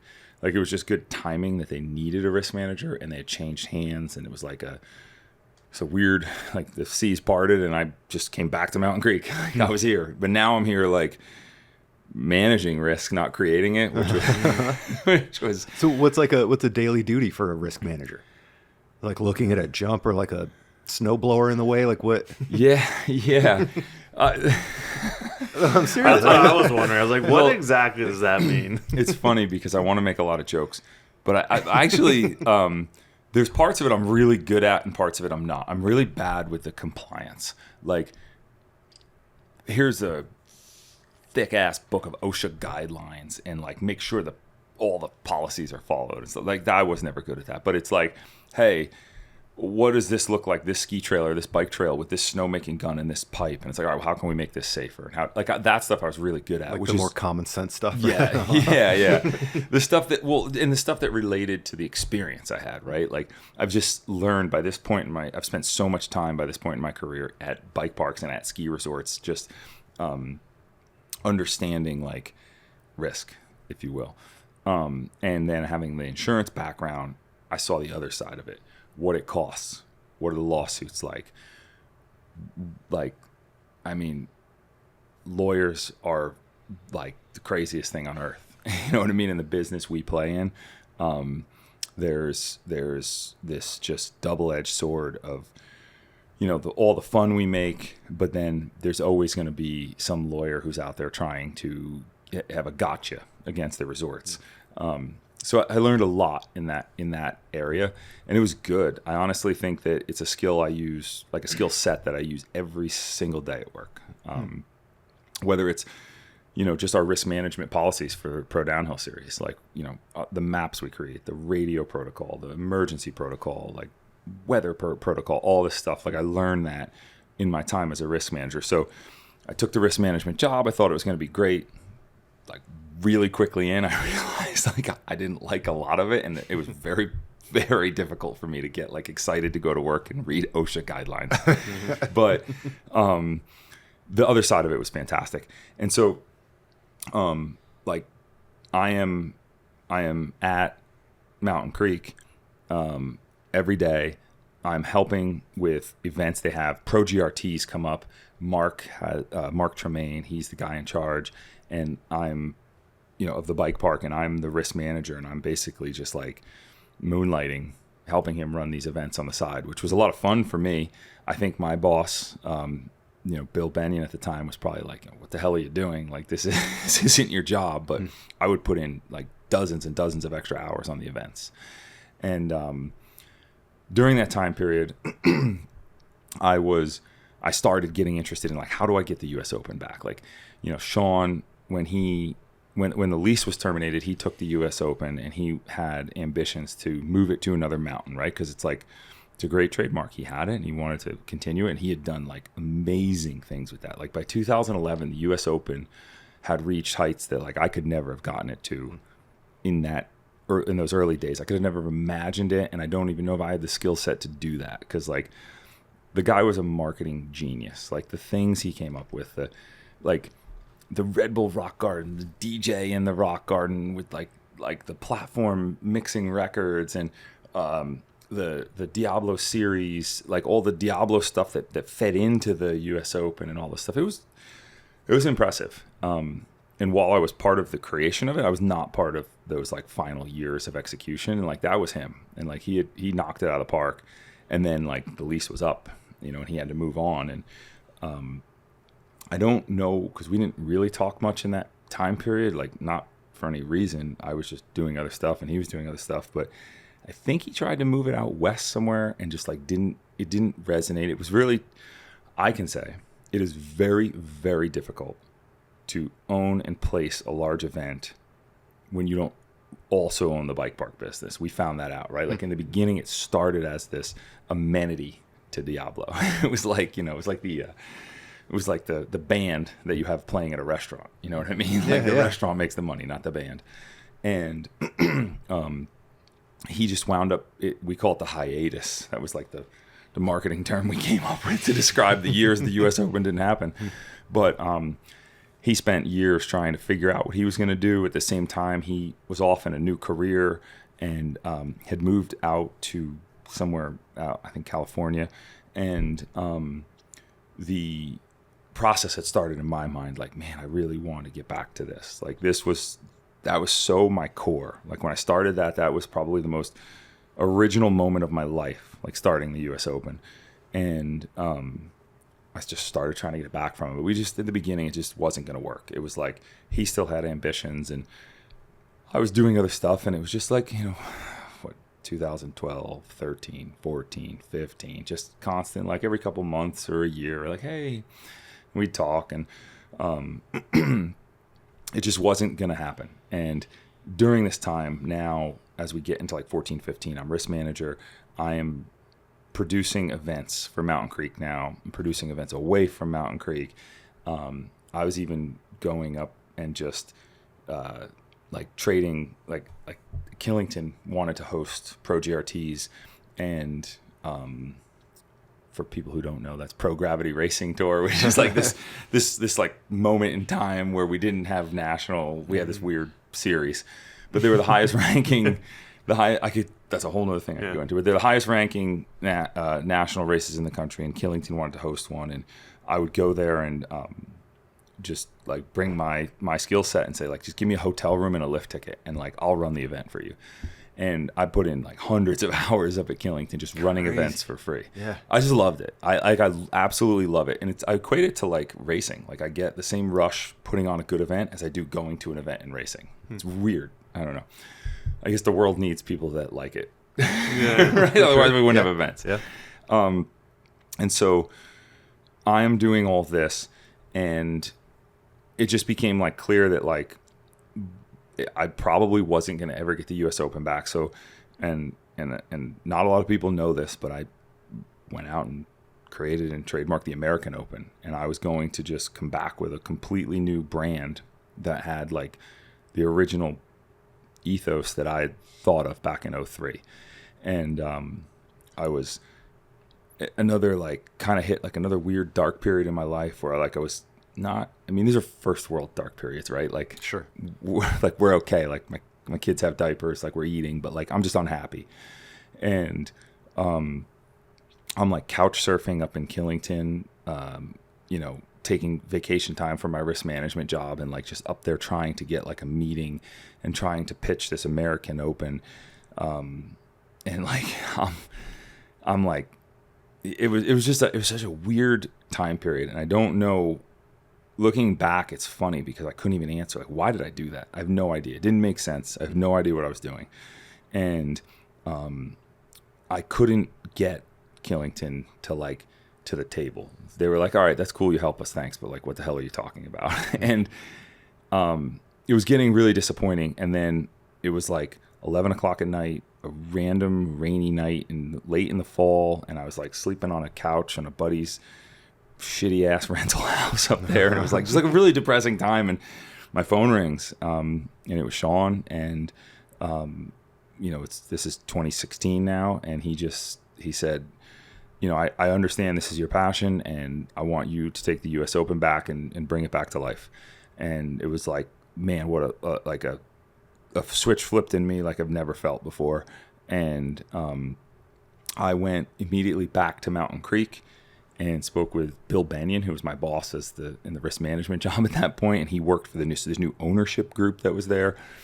And he's like, Bill's kind of like me in that like we like crazy shit, And he was like, this is sick. Like, yes, we have to do this. And he even like showed me how to, I didn't even know how to make like a event performa at that point, like how to pitch it, like what were the things, like I didn't understand that side of it because I had always just been on the operation side of it. So now I had to all of a sudden be the guy who's like, well, financially this makes sense for you, resort, please say yes. And so like he spoon fed all that to me, and I really am grateful for that. And we announced the 2017 return of the US Open at Mountain Creek, and I immediately quit my risk management job. And you know, it's like jumping out of an airplane without a parachute. I didn't really have much of a plan at all. And I didn't make really any money doing it that year, but I just knew that I was all in. Like, it was it. I was all in, and I'd like picked up a few side things, like a few jobs. We brought that US Open back that year, and it was crazy. It was just like we put it on that Memorial Day weekend, which is, you know, since 2004 that was the historical date of it. 03 was at Labor Day, 04 was Memorial Day, and that's when it stuck. And like some of the people that I'd built relationships with, I was also had been helping Nico Mullally get started with Windrock down there and with his projects. And so, like, you know, he brought Aaron with him, and they had Aaron Gwynn, and like it was a really special event. Like that 2017 US Open at Mountain Creek was crazy. Nico beat Aaron Gwynn on like his home mountain, you know, like Nico was the US Open special to Nico because he was like a junior winner back in the day. And he beat Aaron here in 2017, and it was like a fairy tale ending. Like the mountain was in a bankruptcy. Like we were like people who worked at the mountain who were my friends were working for free. People were like helping just me to make the event run. Just to make the event run. People were helping me like on so many levels. Everybody was pulling to make this happen. Like there was, and even to this day, most of the things I do involve dozens of people that just want to see it happen for the spirit of it. But just the overall vibe of that event was just so like the groundswell. Like it was crazy. It was like this thing that needed to happen, and there was people who had missed the US Open who were like just beyond excited it was back, and like the partying in the woods, and then it's just like the rain, and then the rain stops, and because the mountain was in bankruptcy, there was no weddings, so we built this finish line right behind the lodge, which we wouldn't have been allowed to do. And I'll just never forget like Nico coming down that final stretch, and like the excitement for him to beat Aaron Gwynn. I mean, that was a big moment. And then for him to just have the US Open win was a big moment. And it was a really crazy thing. And I have no idea what I was doing. I mean, I was just like, I was so, like I took on so much risk with all that. Like I just agreed to be the guy that was like, yeah, I'll own all this. And like, it was just blind passion to make it happen though. It was just like, let's go. And the amount of people that got behind that was insane. Like I'll never understand why. So, man, what's the emotion like the day following the race ends? Where's like your headspace after the first one? Are you like, you took on all this risk, but are you immediately like, we did it, we're back? What's the next version look like? You're probably not going to get the answer that you're expecting right now. So specifically to that event, there was like, I wound up in the pool behind the Appalachian with all my clothes on and like a bottle of gin that night. Like it was crazy. There was so much elation. And then I learned like one of the hardest lessons of my life the next day, and that's post-event depression. Like I was effed. Like I struggled so hard after that event because I'd never reached such a high with event production. And it was like, I really struggled with that one. And then it's like sidebar to this, like it's taken me years to figure out how to even like be even keeled. Like how do you do that? How do you know? And honestly, it's very similar, I think, to like what an athlete or anybody who does like a public performance feels like. It's you're training, you're doing all the work, you're creating this thing, everyone's there, there's all this elation, and then all of a sudden it's over. Yeah. It's like, what do you do? And usually when it's over, you're then left with shit to clean up, right? like I've sat, like, was it 2022 US Open in Killington? Like, I just remember it's like me and Rosie, Jay Rosenbaum, God bless that guy, he's helped me so much. It's like every single person has left the venue. It is the next day. It is pouring rain. Every single branding element we own and course marking is out on that track. I have no energy left. And like, it feels like the world's ending and you're like, you got to keep going, you know, but it's all just, it's like, you just need to put it in check. Like, it's like so much stuff. It's not like, it's just emotional. You just need to make sure that you see through it and past it. But I really struggled with it in 2017 and then again in 2018. I don't think many people know that, besides like my wife maybe, but like it was tough, like really hard. And then like to the point where it would become a financial detriment to me, because it would be like weeks after the US Open that I would be like, okay, how do we get, like, we got to realign. We have to recreate our marketing decks. We need to get back out. We need to hit our recaps. We need to get to the brands. Now is the time, because the US Open happens in the fall. Like, we're out of time. Like, how do we get sponsorships for the next year? And so like, that was a really weird life lesson that I wasn't expecting. So probably not the answer to the question you were looking for, but like, it was tough. Do you feel like you have it figured out now, though? So much better. Yeah. Is it because you have more things lined up, or like more of a plan than that just is like... definitely part of it. Okay. I in 2017 I also was like, I quit my job. Now the race is over, like, oh. so there was that. Whereas now it's like, I mean, to some degree, like I work 7 days a week. Like I work too much. And so, because like, I don't just, it's not like, oh, you put on the US Open and I make a ton of money and I'm doing well. It's not like that at all. Like, I have to do so much to make my year.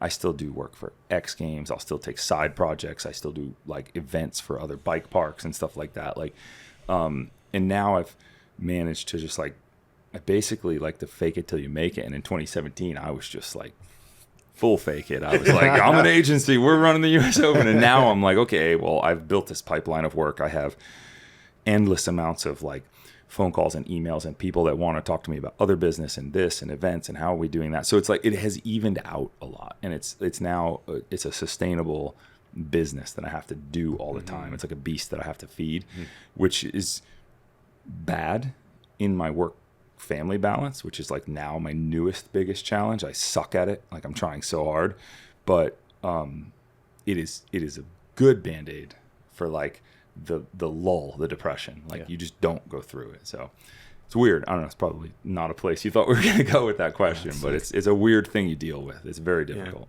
Yeah. That's more what I would have expected. It's crazy. I mean, yeah, it seems like a lot to take on. And you mentioned other events, like you just said X Games and stuff like that.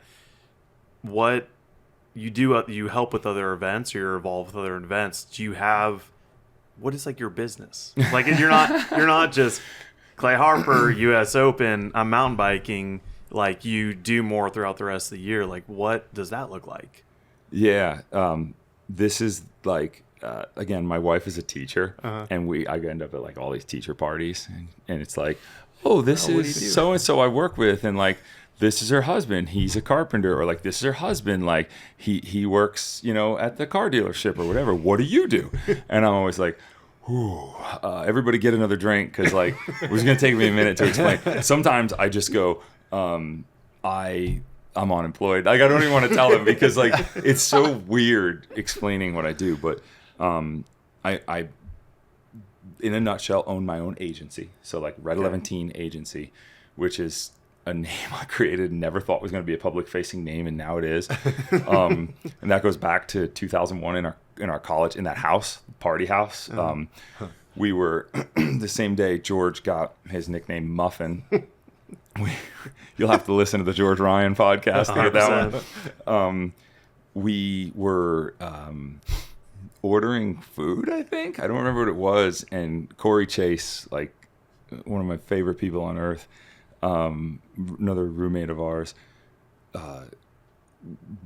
had a few drinks and was asked how many of something to order, and his number he came up with Red 11, and we were like Red 11, and then it just became this joke, and then it went on and it went on, and when I was fast forward all these years later, I'm creating my LLC in 2017 for the U.S. Open, and Zach, my son, who's would have been 8 at that time. I was like, saying to my wife, I'm like, man, I don't know what to call this LLC. Like, I don't want to call it U.S. Open LLC. Like, we need like a behind the scenes name. And my kid's like, why don't you call it Red 11? And I'm like, you were listening to those stories, first of all. And second of all, like, that's a great idea. And so we named it Red 11. So now my business name is Red 11, which is like the worst name ever. The URL is probably available, right? I didn't even I don't even care. I think it's a great name. Yeah. Because it's not associated with anything. Nothing. Yeah. $16. Yeah. GoDaddy. It was GoDaddy, yes. I love GoDaddy, by the way. I also want, like, side note, I want a GoDaddy partnership in the worst way, and I want a Lowe's partnership in the worst way. Those are like the two giant companies that I want sponsorship. Yeah. NASCAR Over level. Home Depot? Yeah, I do like Lowe's. Why really. Lowe's over Home Depot? Is it one more like Fetterman than the other? It is. Lowe's is. Yes. No, honestly, it's the image. Like, it's a straight marketing thing. Like, Home Depot is like an extremely like construction based company, whereas Lowe's, in my opinion, is already associated themselves with racing through all like their NASCAR stuff. Yes, Home Depot did that too, but I think Lowe's did a better job. And Lowe's is just like a really cool, flashy company, and I also think that Lowe's has a better tool selection in a lot of cases, while in other areas they're not as good. Like, for instance, their large plastic containers aren't as good. We could go deep in this. I spend a lot of money there. So I enjoy this tangent, though. Yes. I shop at both. But go ahead, Dennis. Sorry. I know this might be like a little off topic, but like, Is that possible in this podcast? Yeah. So going back to 2003 to now, how has marketing changed? Ooh. So without social media back in 2003, like, how did you guys first market the U.S. Open in 2003 compared to now? I like that. Well, first thing I would say is, like, full disclosure, I wasn't our marketing brain. Sean was our marketing brain back then. But the difference, it's kind of like one of those things where the more things change, the more they stay the same. I think that there was a period in the mid-2000s where everyone was obsessed with it being different, right? It had to be different than it used to be. But I think to some degree, we're not sure. There's just new metrics, right? Paper distribution metrics are replaced with impressions and views and likes. But the concept of, like, still needing to get people to engage with you or your brand hasn't really changed much, right? Like, that's honestly, it hasn't. It's just like, it's like a new tool. Like, we just have new tools that we have to use. I think it's easier now in the sense that you have access to more ways to do it, and the cost barrier isn't there. Like, you can do it for free if you're good. Yeah. But what we have now is almost unrelated, in my opinion, to the new types of marketing we have, and more so related to the density of things, and that's just the oversaturation. When we started Diablo, when we started US Open, we were one of one. Being one of one nowadays is almost not possible. Mm-hmm. So, like, the competition and the saturation levels, in my opinion, are crazy. And I think a lot of that has to do, this is funny, my dad turned 70 today, and he and I have these conversations all the time. I love talking to him about, like, the difference between, then versus now. And it's like, globalism has some real negative impacts on marketing, in that all of a sudden you're competing against the frickin' world. Whereas, like, it used to be, like, regional and national. Right. And so, like, when we started US Open and Diablo, I don't know what the rest of the world was doing. Now I need to make sure that everybody in Europe and Australia knows what I'm doing. Yeah. And that is heavy lift. Like, that's changed. So, but do you? you're the U.S. Open. You're focusing on domestic racing. Like, I know you want, like, if you could get Sam Hill here, from Australia, that's fine. But like, how important is it for someone in Brisbane to look at your Instagram post? Is it not the importance of making sure that what you're doing is, I guess, standing out against what else? Like, you want to make sure that if you're putting on this thing, now we look at the whole world as the comparison, not just the U.S. Okay, let's make sure the U.S. Open really is like standing out as this thing on a global level, not just East Coast or U.S. Totally. I think if I was promoting Little League baseball games, I'd be less worried about it. But our sport is, we'll probably get into this in a minute, because this is kind of like in opposition to the way I'm viewing things now. But like, our sport is not a mainline sport, right? Like, it's a niche sport. That's the word. Yeah. So you can get so much more traction when you can get more people on a broader geographical platform, like area, to be following, liking, commenting, being there for you, right? So like, yes, and also like, we want those people to come here. So there is some degree of it, but it is not, to your point, it is not like the end of the world if somebody in, where'd you say, Brisbane doesn't follow the Brisbane. US Open. I would love to visit. Yeah. Tourism Bureau of Brisbane. But I think we're all, like, in every business, you're pitted against the world now. Yeah. I don't think it's good. I will tell you, I don't think it's the best thing in the world. Yeah. I think that it, just like so many things, like the first generation of kids that had to like go through Instagram and social media without their parents knowing it, are way more screwed than like my kid, who, like, I know how to parent him through social media because I live it. Like, I think it's this kind of the same with global marketing. Like, we're getting into V2, V3 now, where it's like the cards kind of lie a little bit more where they are, but it's not defined. It's very difficult to decide when to market globally versus nationally. It's like really difficult, but it's also not even possible to decide sometimes. Like, and there's the answer to your question, Dennis. Like, it's just wildly more complex than it was. I guess that's the difference. Yep. It's just more complex. Yeah. And it's good and it's bad, you know. I don't want to gloss over all things U.S. Open, but so if you have, more details about 2017 to current and talking about that, I want to hear about it, but I want to segue into Monster Pro and like your philosophy behind what you're doing. So the U.S. Open, and this is like, it's pretty easy because it's like, it flows. I mean, minus that like little hiccup we call COVID that absolutely cleaned me out. It was like my second bankruptcy. Dude. But no, I'm just kidding. It wasn't.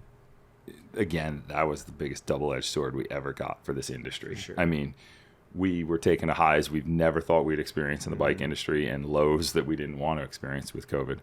But 2017 U.S. Open of mountain biking at Mountain Creek goes off. It's insane. A whole nother just world opens up. Like, the U.S. Open is back. And again, I'm just beyond lucky that a seed I planted haphazardly at 23 years old, like, came home to roost. And then, like I said, Mountain Creek was going through another ownership change at this point. And I knew that 2018 was completely, I don't want to say unreliable. What's the word? I just couldn't count on unpredictable. Unpredictable. Yeah, I couldn't count on having the U.S. Open here in 2018. So now, Killington, who wasn't really interested in me bringing a crazy, unproven idea to them, and I understand that. Now I have this thing, and they're like, "Whoa, okay, this is sick. Like, yes, we want the 2018 U.S. Open." So we go to Killington with a long-term vision of staying at Killington. The 2018 U.S. Open at Killington was amazing. That was the year we became sanctioned. It was a really stressful situation, but in the 2017 U.S. Open came back unsanctioned. So the U.S. Open historically completely unsanctioned. Back to what I said in the beginning, like, birds in the air to everybody. Like, we didn't care. In the 2017 U.S. Open, we came back that way, unsanctioned. and just we don't care what anyone else does. We are the U.S. Open. 2018 U.S. Open. It's 4 days before the U.S. Open starts, or 2 days before it starts, at like the Tuesday of that week or Monday, and I get a message. I think it was from Bernard Kerr, maybe. I can't remember who it was from. We had like some really high-level athletes there that year, and the UCI put out a communique, whatever they call those things, and they said that anybody who races the U.S. Open will be suspended. The UCI pro license will be suspended. They won't be able to race Worlds. Such bullshit. Because the U.S. Open was unsanctioned. And this is by UCI, not just USA Cycling. This is a I UCI. remember this. Yeah, this was a UCI. That was it's really fun. I think honestly, not knowing things is the greatest way to go through life. Like, if I knew all the things I knew now and that hit me, I'd be like, oh my God. Why would you ever start? Yeah. Then I was just like, all right, we're just gonna fuck these guys. We're gonna deal with this. You're just gonna be sitting in traffic. Seriously. It's worse out there. Yeah. Dude, Windows locked.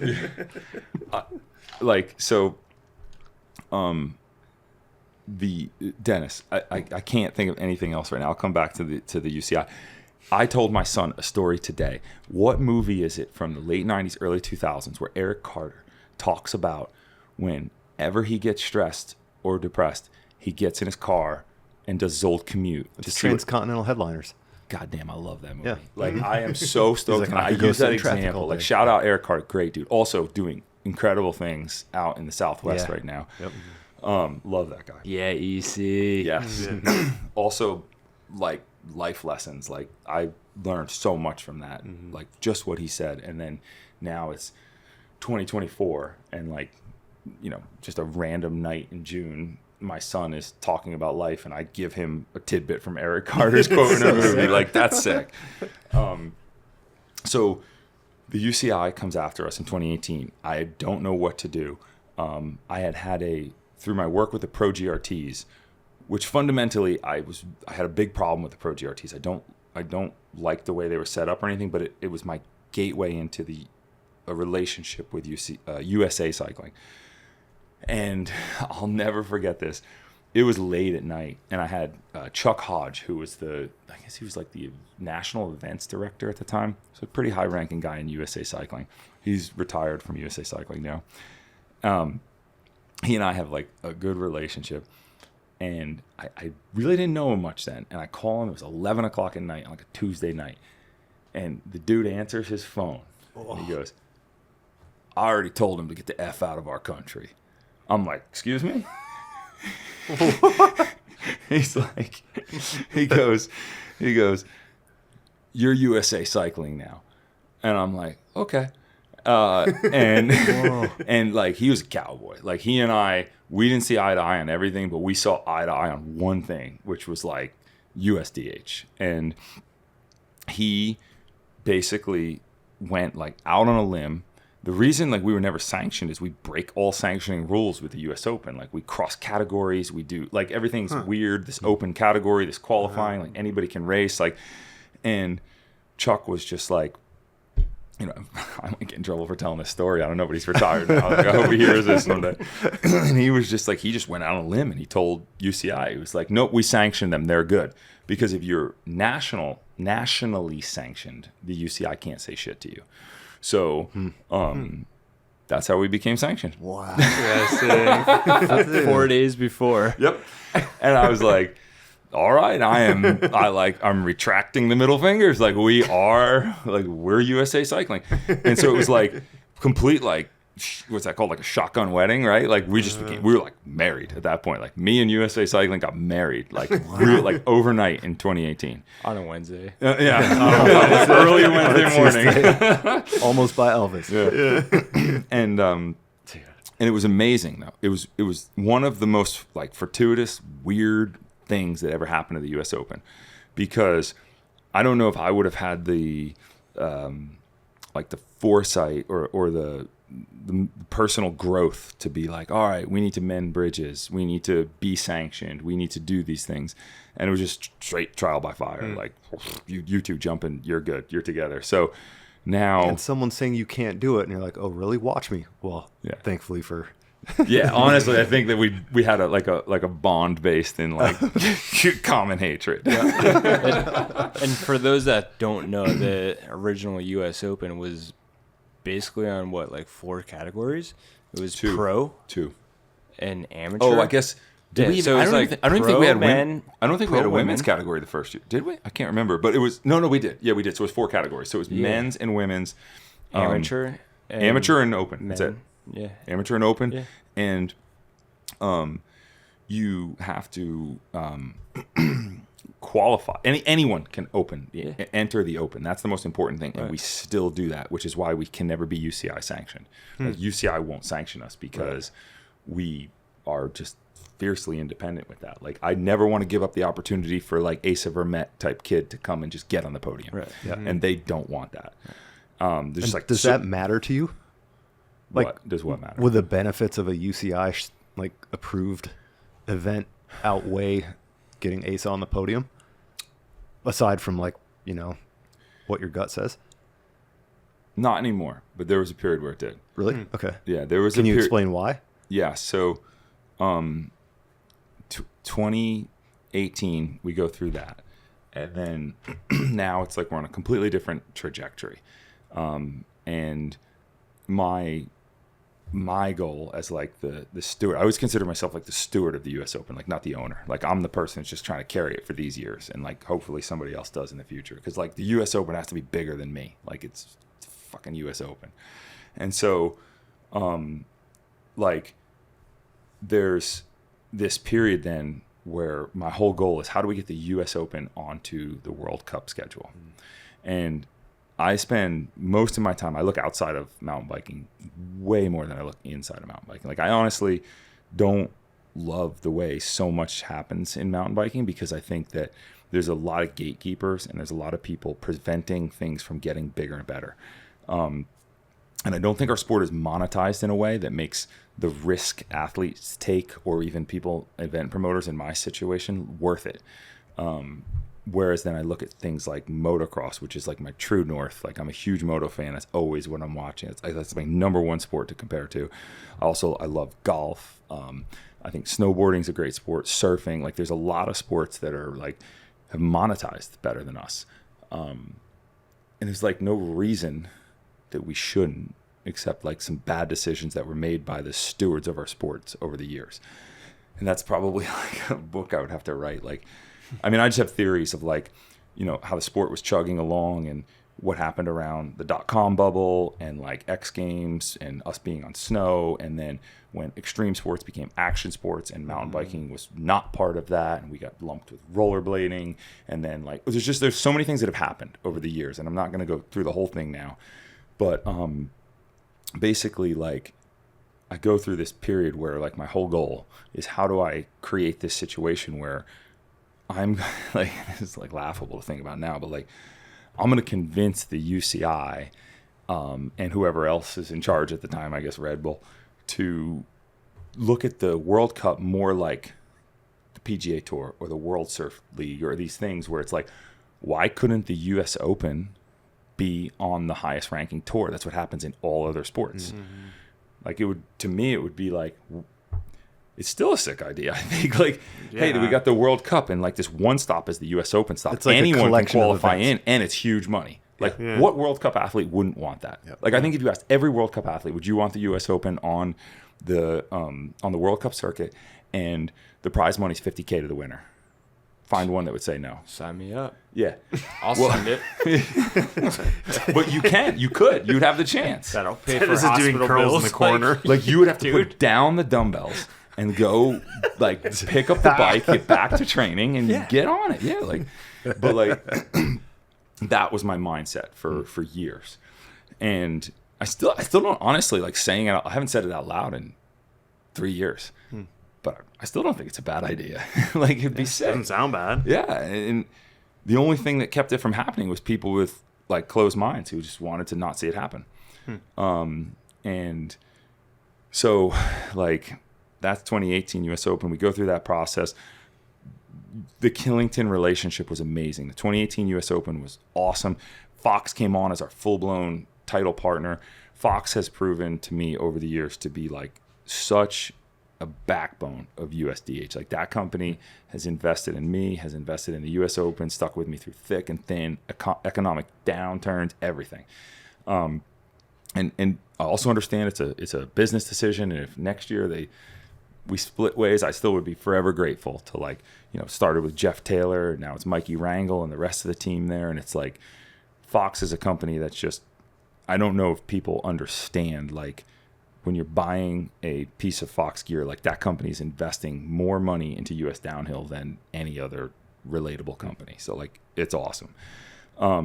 And so everything is, like, really moving to new heights in 2018, and we have no intention of leaving Killington. And then we go to schedule the 2019 US Open, and Killington receives a big capital infusion from their parent company, and they're going to make some massive infrastructure changes on site. They're going to build this multi-million-dollar K1 lodge, which is now complete, and it's gorgeous. It's amazing. And so management is like, hey, we love you, but, like, you know, we got this, like, multi-million-dollar project and you're a mountain bike race. And I'm like, okay, like, we understand. So, like, what can we do? Well, we can host the race in, like, October, or we can do it in this other event. It just was, all the factors were wrong. And so it was very mutual. And I had always had this aspiration of, like, to galvanize the US Open, we need to move this thing. Like, it's got to be able to move around the country. And so I went out to Mammoth, because I had relationships at Mammoth. I knew Gabe Taylor, like, I knew some people out at Mammoth, and I was going to, like, we were going to move this thing to a West Coast mountain. And we went out there, we had some negotiations, some meetings, it was going to work, it was great. And it just lagged and it lagged. And Mammoth, basically, eventually I wound up speaking to the GM of the mountain, and he's like, hey, you know, we have massive winter projects. And again, it's like a bike race is, like, up against winter projects. And they're like, we think you should go to Snow Summit. And my first reaction was like, Snow what? Like, I'd never even been to Snow Summit, right? And I was like, this is crazy. And I'm like, but it's March and I don't have a plan. So, like, let's go. So I'm sorry, it wasn't at that point. It was no, it was March, because in December of that year I went to Mammoth in the middle of a crazy snowstorm, which is just absolutely wild. And then in March, after 3 months of negotiating with them and just realizing we weren't going to be able to make it work, and it was fine, like, there was no hard feelings, I go to Snow Summit and I have no idea what I'm in for. Like, I have no idea. And so, like, I land, and the way, this is, like, another, like, shout out to Fox. The way my relationship works with Fox is, like, I'm somewhat of an ambassador too. So, like, they give me vehicles. So I live on the East Coast, and I spend, like, 10 weeks a year in California doing different business, and Fox helps me out with vehicles. So, like, I grabbed this Fox vehicle, and I'm driving up to Big Bear. I've never been there in my life, and if you know the drive to Big Bear, it's a little wild. Like, there's a lot of turns. Yeah. It's a March. There's a snowstorm. There's, like, rocks falling off the hill. There's road closures. I'm like, this is wild. All I'm trying to do is not wreck this truck that they gave me. It's got this, and it's a Fox wrapped truck. So I'm like, I look like this is Joey. Everybody thinks I'm Ricky Carmichael because the windows are tinted.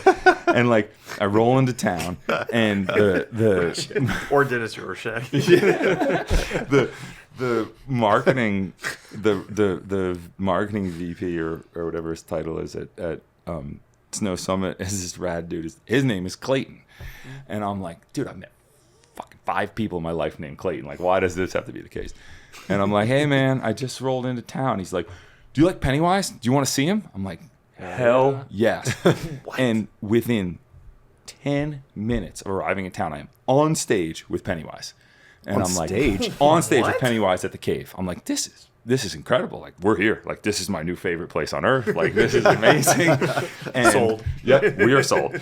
And, like, Chris and Sarah Castanedis from SPT, Snowpark Technologies, they're there. And, like, I can't remember, her brother has a band that opened up for him. Like, it's just an incredible show. And like the people at Snow Summit are awesome. They're like so excited we're bringing this event to them, and like the Visitors Bureau kicks in money to make it happen, and it's like just amazing. And I am like, again, like another one of these time periods in my life where like everything was lost, like it was all ruined, and like we just never stopped. Like we were just kind of too dumb to stop. Like it wasn't like there was nothing. So here we are, and it's awesome. So we start a 3-year deal in Snow Summit. And year one goes off. 2019 U.S. Open was, again, just like another game changer for us. The U.S. Open happens in California. It's huge. People are like just loving it. It's amazing. And we had Fox now, being the second year in, started to really get their athletes there, right? So this is like, now we have some big Fox athletes there, like Loic Bruni's there, and like freaking like Loris is there just hurt hanging out. Like the people that were at the 2019 US Open was crazy. And awesome. We have a 3-year deal. Amazing event. Start planning for the next year. COVID hits. Shut down. Just take it on the chin. Come back 2021. Next year, it's like this thing's lining up to be huge again. 3 weeks before the event, wildfire shut down the full San Bernardino National Forest. And I'm just like, oh, that hurt. Like that one hurt a lot. And that was our 3-year deal. Like we're done. And now we're at a point where, you know, this is a whole larger conversation, but the US Open is still like, we're like kind of subject to international calendars. Cause like we sit in this weird spot where it's like, sure, we could say F the World Cup. We're going to do our own dates. But the reality is we can't. Like, we need athletes. There's not enough, like, high-level athletes to go around. So, like, September's been the dates that work. Every year, there's wildfire closures in the Southwest for September. So, we had, like, a very hard chat, and Clayton and the team at Big Bear Visitors Bureau, and we just, like, mutually agreed that, like, it's probably not the safest bet for me. They had respect for me and like my small business, and they were like, it's probably not the best bet for you to like. They were willing to completely extend and re-sign the deal. They wanted us there. And like we did an economic impact survey in 2019. We brought like $1.1 million to the town like over that weekend of just like hotel rooms and food and everything. So like we were a benefit to the area, but it just was not smart for like, we were going to go out of business if we stayed there and kept going under every year. So we managed to make it back to Killington. That was like a whole nother business story, and now it involved a partnership with Powder Corp, the owner of Killington, and really good things. And it's like, well, I brought this number plate tonight. Like the 2022 U.S. Open at Killington. I mean, I think it was like 1,000 days in between U.S. Opens. Wow. Whoa. It was like just over 1,000 days in between U.S. Opens.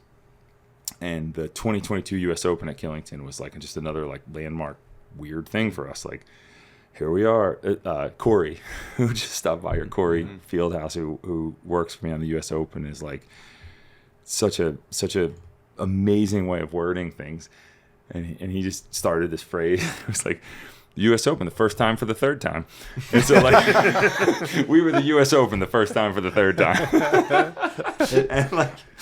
and that's just how we are. That's like, accurate. Yeah, like, we just take it on the chin. Like, we just laugh. Like, I'm like, ha, I'm hemorrhaging money. And everybody else is like, this is so much fun. And, like, and it was good. But the 22 U.S. Open was great. And, like, now we wound up in 2018, we're up on the big mountain. We had this, like, 5-minute, 45-second track that was a man kill. Like, it was brutal. I was there. It was rough. It was like a horrible enduro stage, right? Like a long traverse between moments of like proper downhill racing. Yes, exactly. That's the perfect way to word it. And it's funny. It rained too, which was like brutal, like an insult to injury, right? Yeah. It's like, hey, this kind of sucks. No, it really sucks. And sucks is it doesn't suck. It was still fantastic. It was super fun. Yes, but it was brutally physical. Totally. And Rob Warner was there that year, and Rob had a ball in Killington. He loved it. I remember we drove around. What the hell were we? We drove around in my truck listening to. I drove him around that night to like all the parties and stuff. And I think we were listening to like George Clinton, and Ice Cube, and like just me and Robert Warner in a truck listening to George Clinton and Ice Cube, and he's just like, "There's a lot of greenery in Vermont." I'm like, "Yes, there is." And so the place I was going with that is this sounds weird when I say it, but if you just look up 2018 U.S. Open Glory Hole video, it's amazing. Okay, it is a video that like. I think Rob's in it and some other people, and there was this like mud hole that opened up in the lower section of the track. It claimed 50% of the riders. There were people whose front tire stuck in so bad, they couldn't get their bike out of this thing, and they're just like going over the handlebars. Yeah, I believe it. It's amazing. Yeah, that race was one where you guys had splits for the course. Yeah, and I was third at the 2 splits before coming up to like the finish. It was one of, like my career is based on splits at this point. That's my highlights is splits. Number 1 split. Yeah, I got like a 22 in Andorra one year. It doesn't matter. Anyways, but I not keeping track, but yeah, no, it doesn't matter now. But we, upper bit, proper track. You do cut across the mountain, and then you begin descending again, and it's steep and proper. And once it got steep again, I crashed 3 times. Yeah. One of them was definitely in that glory hole section. That's awesome. It was like the stickiest, thickest mud, and it just never ended, mixed with rocks and roots and like proper pitch. And there was just was cool. It was epic. Yeah. It was like as relatable as you could get to my racing in Europe I had done, to be fair. That lower section was crazy. It was this glade section of woods, and I had to really convince Killington to let us go through there. And it stinks that it didn't, like, I don't ever want to run that track again because, like, I'm more interested in 2-minute tracks now than I am in 6-minute tracks just for racing. It just makes better racing. And, like, I want people to be tenths of seconds apart from each other at the finish to make a good race, like a good story. Like, we're all about the story now, and, like, that finish corral and, like, that board and the lights and stuff. When someone's like 5 seconds, you're waiting and half the track in that they're not going to win. Like it's just, it's anticlimactic. But anyway, so 2022 U.S. Open, we come back. We're not up there. We're down now in the Goat Skull track, which is this track down in the Ram's Head Mountain. And holy shit, did we get some hate. Like everybody told us it was going to suck. Like people talked so much crap about this track. But I believed in it. Like I knew that there was going to be a good race. And this is where I kind of started to like, how do we detach from like, we don't need to be Europe. We don't need to emulate them. If our track's not the same as them, it doesn't matter. It's still a race. If the race is good, the race is good. And if you want to talk shit about our track, then hell, you should be able to show up and win. No problem. Nobody who talks shit won. Don't worry. Spoiler. And they were complaining because it's like the pitch isn't crazy. It's track's rideable too short. for everyone. The track's too short. The pitch is too flat, etc. That track turns out to be one of the best racing tracks ever. It is kind of flat, but you are going so fast. You're thankful it's flat because it's crazy, and we've opened it up a bunch more now, which has been awesome. Like the last year's race there was amazing. I mean, and like a guy like Jackson Goldstone comes and and I'm friends with Jackson, great kid, and I think that he even underestimated it. He's like, it's like a walk in the park. And I mean, he crashed in his race run. Like it's a hell of a difficult thing when you get going as fast as you can. I don't think like if you took all the best racers in the world and put them on a sidewalk, it would be a good race. Like that's the thing. And personally, I don't like the concept of racing against the track. I like the concept of racers racing against each other.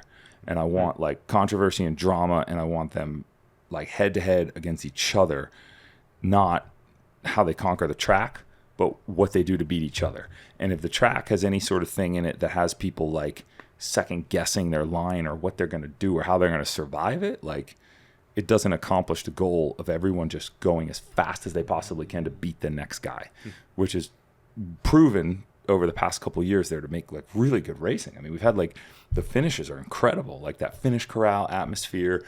We have this thing with US Open and now Pro Downhill Series where like the pros, when we get down to that top 10, they can all stay in the finish corral, and like it's really a cool environment.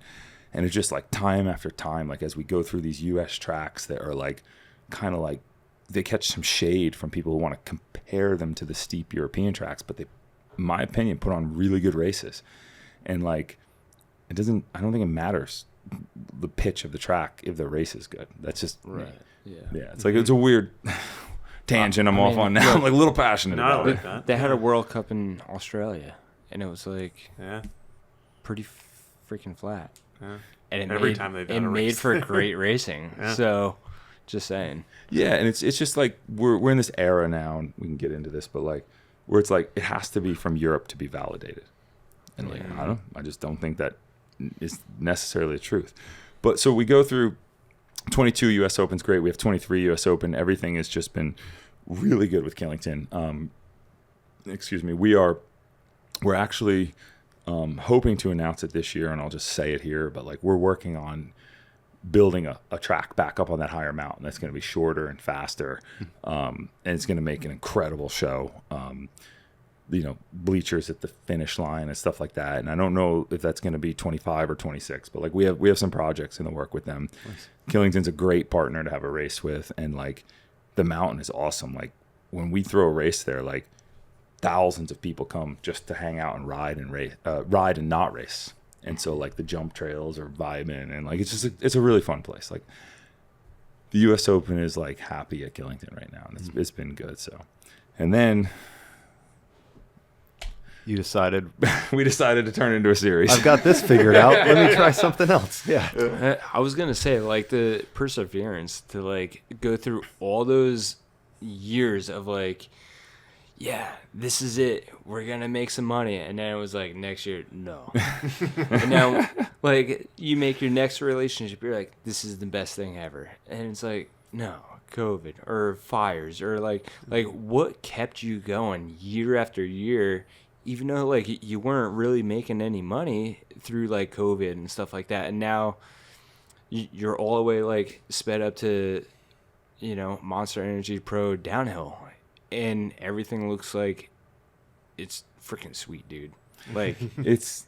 Well, I'll tell you, we're just, like, we're 1 second away from another challenge at every minute. But, like, I don't know how to answer your question. I don't know the answer to that. Like, I don't know. I love it. Like, I absolutely love working on this stuff.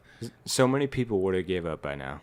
I mean, I don't know. Like, I'm not gonna. There's one Clayton Harper. But, like, seriously, I guess. Yeah.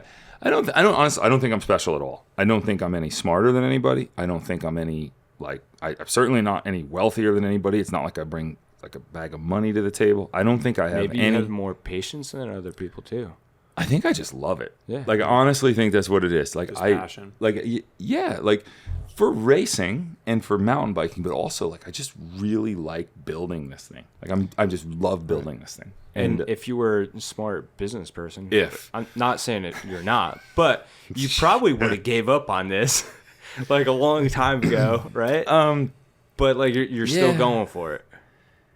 Yeah, maybe. And there's a lot of racers and a lot of sponsors that thank you. Well, I really appreciate that. And I'll say to that note, like, and a lot of people probably don't know this, but like, and I've said it like 3 times on this podcast. I'll say it again. Like, my wife has been the backbone of a lot of this. We made a huge change in our life. We've been through some rough shit, and we made a huge change in our life.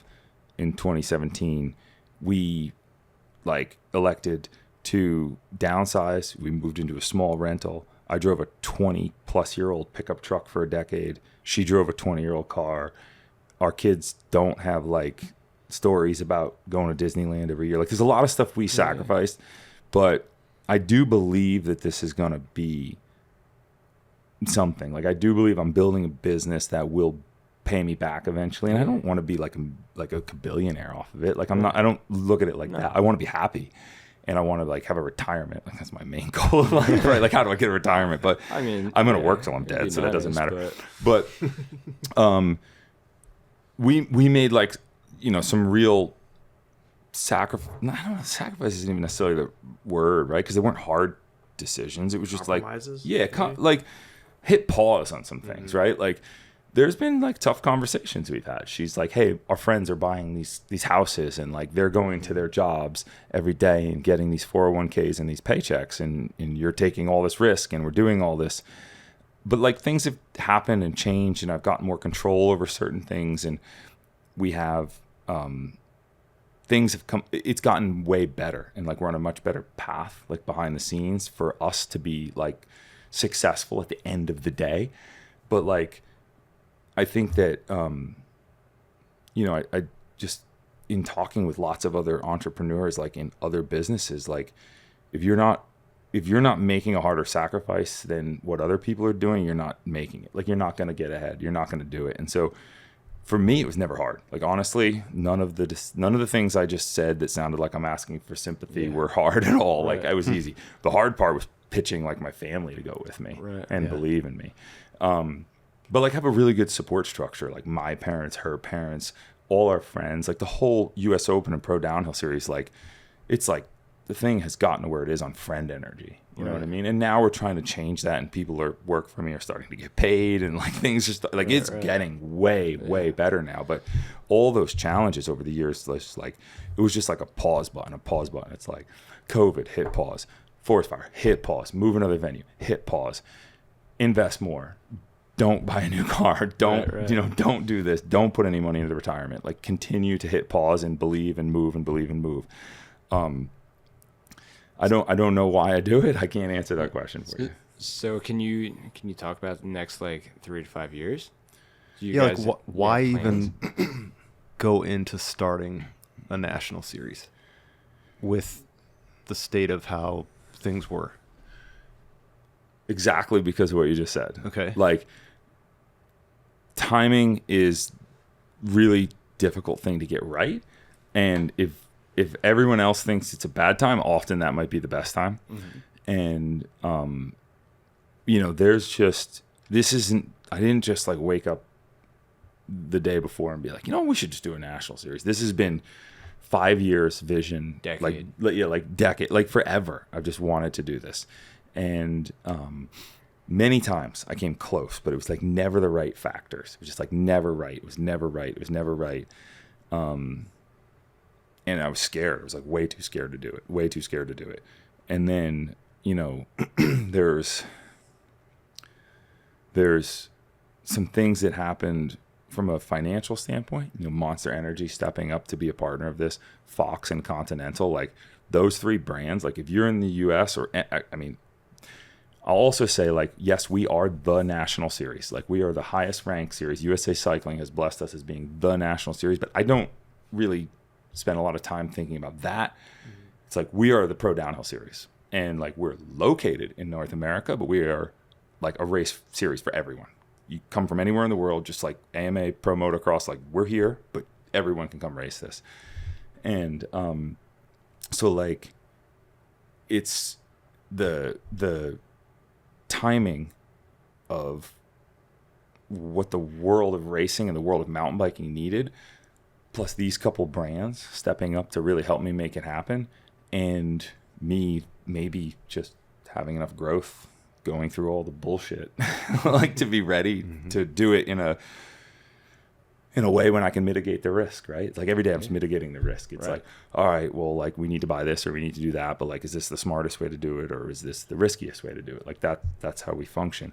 And there's some things happening globally that have coincidentally, it's just good timing again, have like kind of backfed into strengthening what we're doing right now. So to answer your question, like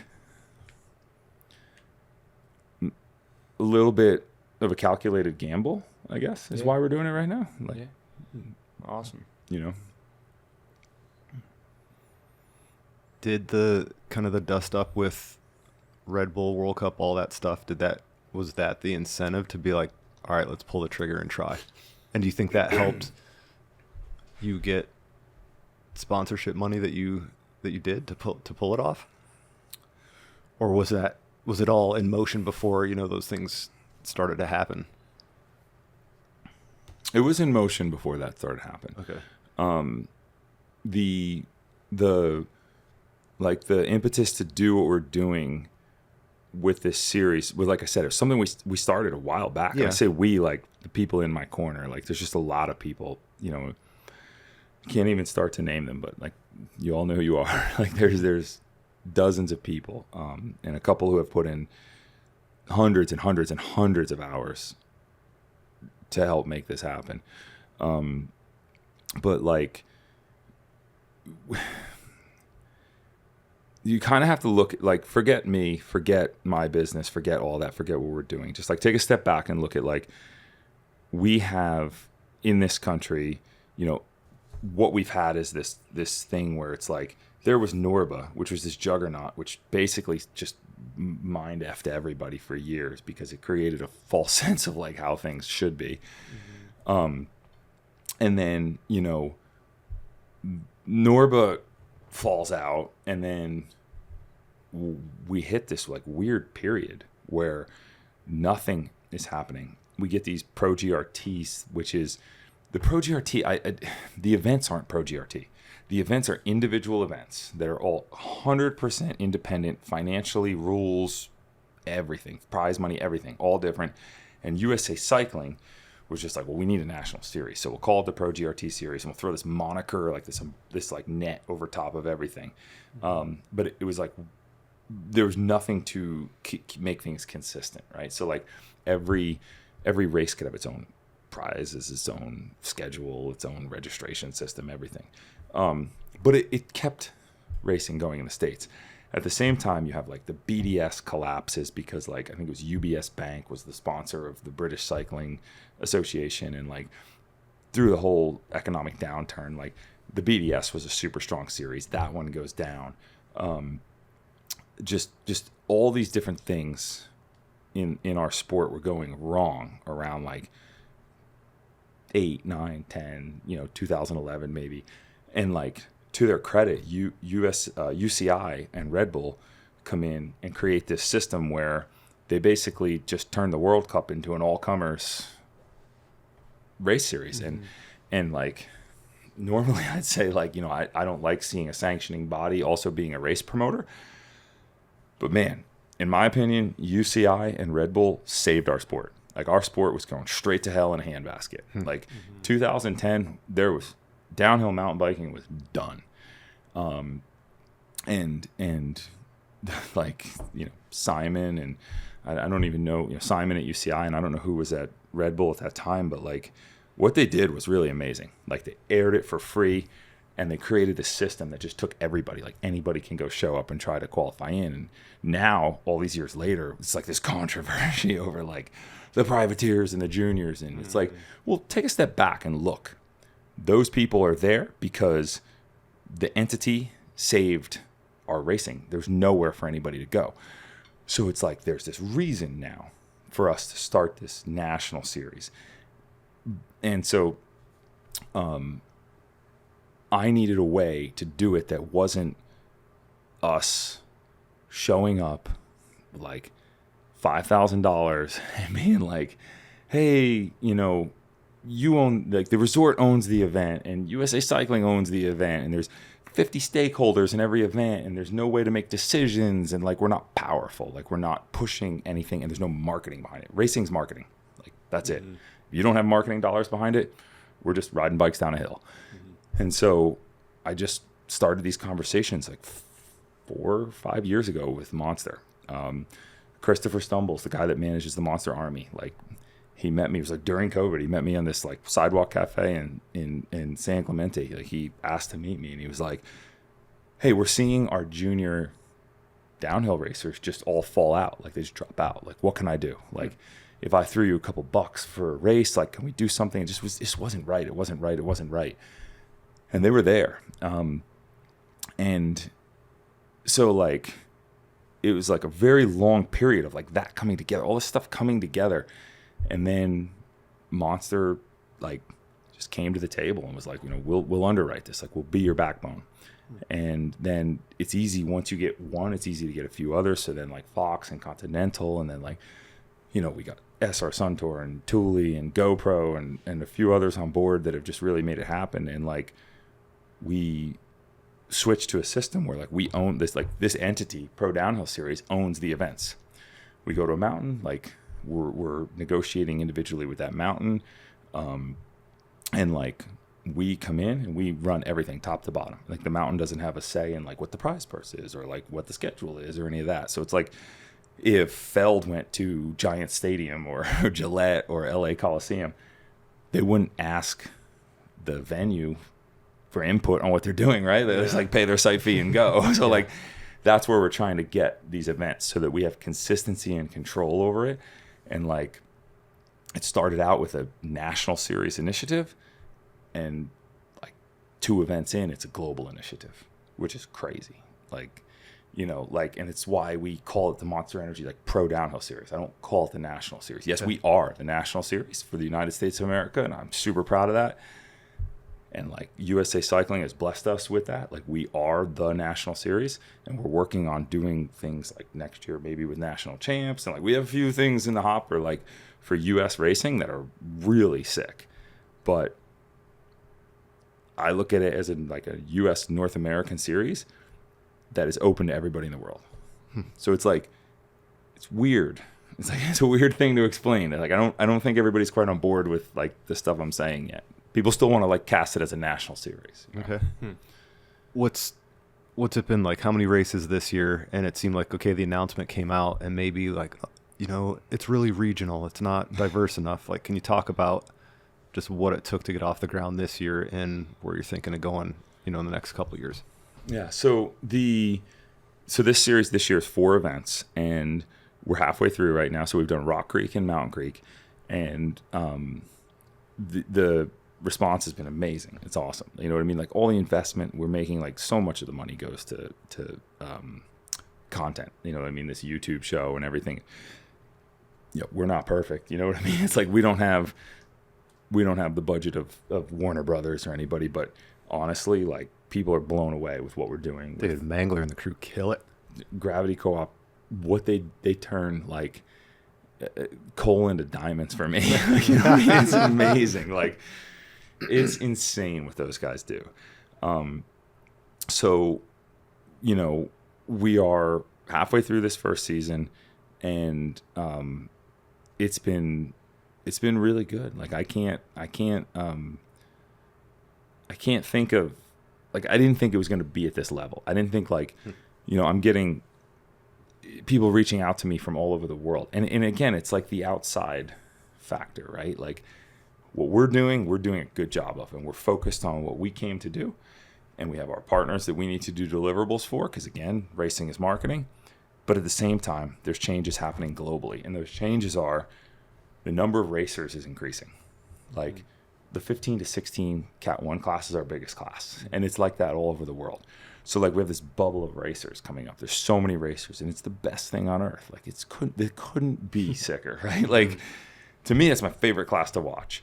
But even just like 11 to 18, it's huge. Like all these numbers are coming up, and that's the growth on one side. And then you have this World Cup entity, which I was just saying a minute ago, saved our sport, in my opinion, by accepting everyone that came in, and now they need for their own product to control that. They need to reduce the number of racers. They need to make changes. Do I agree with everything they're doing and how they're doing it? Nope, I'm not going to say that. But I do think that the overall initiative for them to change their protocol from allowing every single person who wants to come to a World Cup and try to qualify in to not doing that is the direction they need to go. I firmly believe they need to go that direction. And I think it also really backs into like what Warner Brothers wants out of it, right? Like Warner Brothers didn't pay millions and millions of dollars to that to see juniors race, amateurs race, or whatever else, you know? Mm-hmm. So I understand what they're doing. I think their methods and tactics and the way they're doing it aren't great. I have some real issues with it, namely communication. But that single external factor is making a huge difference in what we're doing with Pro Downhill Series. Mm-hmm. Which is allowing us to like change that view from like, yes, we are located nationally currently, but we are open to everyone in the world. It's like a really weird it's a really weird time. Like, I think that we can't compare it to anything else, and that's what's blowing people's mind. Like, people keep trying to compare it to something else. I'm like, I don't know what you're comparing it to. People want to say it's Norba. Well, like, Norba World Cup was a peanut compared to Norba, right? Like, it's unrelatable. Like, and we're not bringing back Norba either. There will be no cross country at Monster Energy Pro Downhill. So sorry. So, where did you get the idea to do a post-race interview? And the press conference. And like, why is that important? So, like, I've said this so many times, and people are starting to call me out on it, and people are sick of it, but like, motocross is like my personal favorite sport, and it's a great comparison. Yeah. It's the closest one, right? And I have like some really deep theories about why it matters in the U.S., but that's like the model that I pulled it from. And it's funny because I see like these World Cup press conferences, and it's like a bunch of people on a stools talking, and we're like, nope, you're getting grilled, you're in the hot seat, and it's like there's a completely different, like, there's no kumbaya, like, it's like you're getting grilled and you're going to tell us how you feel, and like, we're going to pull the drama out, like, and that's the whole thing that we're trying to do. I definitely want to sit in one of those. Absolutely. For sure. Yeah. You can go for us. For sure. You should. I mean, let me get that Vital pass. Yeah. Well, I mean, I'm sitting here with Vital, right? So like, it's funny to say, but like, there's not enough mountain bike media. There's just not. Yeah. And totally. It's in my position, it's tough. Like, you guys, this isn't your problem. Like, this is my problem, right? Like, you don't need more media, but like, we don't have enough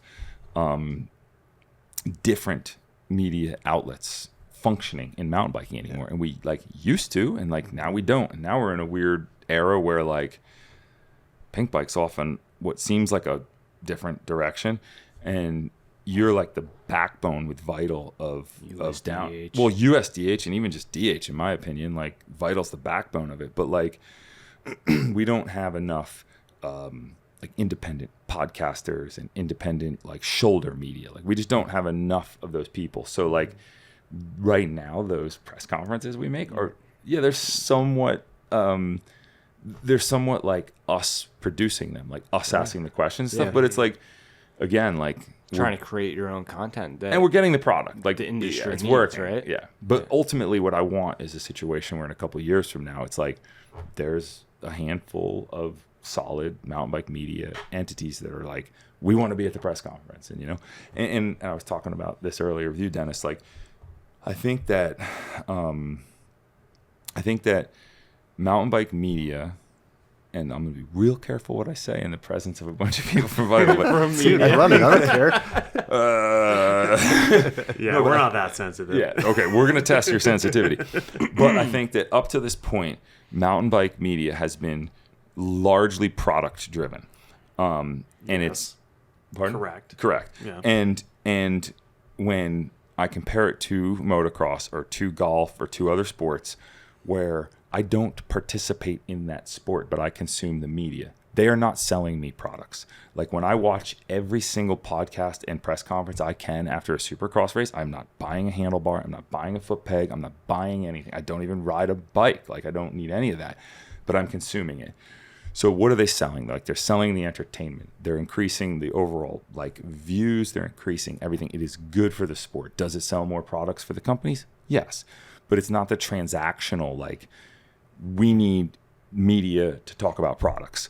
And mountain biking, like, we pay attention to racing on some level, but the vast majority of mountain biking media is still product driven, because like, people want to buy products. People want to know about products. Like, it's what it is. Like, Pit Bits does better than interviews. Like, it is what it is. Times like, a million. Yeah. Yep. But it's as we worst. but as we grow, it really is. I mean, like, that's like a... I don't something want to we've- cut you off, but No. it is like a weird... I'm here for it. Like, Yeah. I get it. We've It's- struggled with that since Vital started. But it's because we're an endemic circle. Like, we haven't Right. gotten our non-endemic audience yet. But it's like, which comes first? Again, chicken or egg. If we only create endemic media, we're not speaking to the non-endemic. So like, my goal is like, how do I create a platform that gives like entities like you guys, or like Dennis Yurashek Media, which I'm starting with him next week, to like .biz. .biz. But Like, share, and subscribe.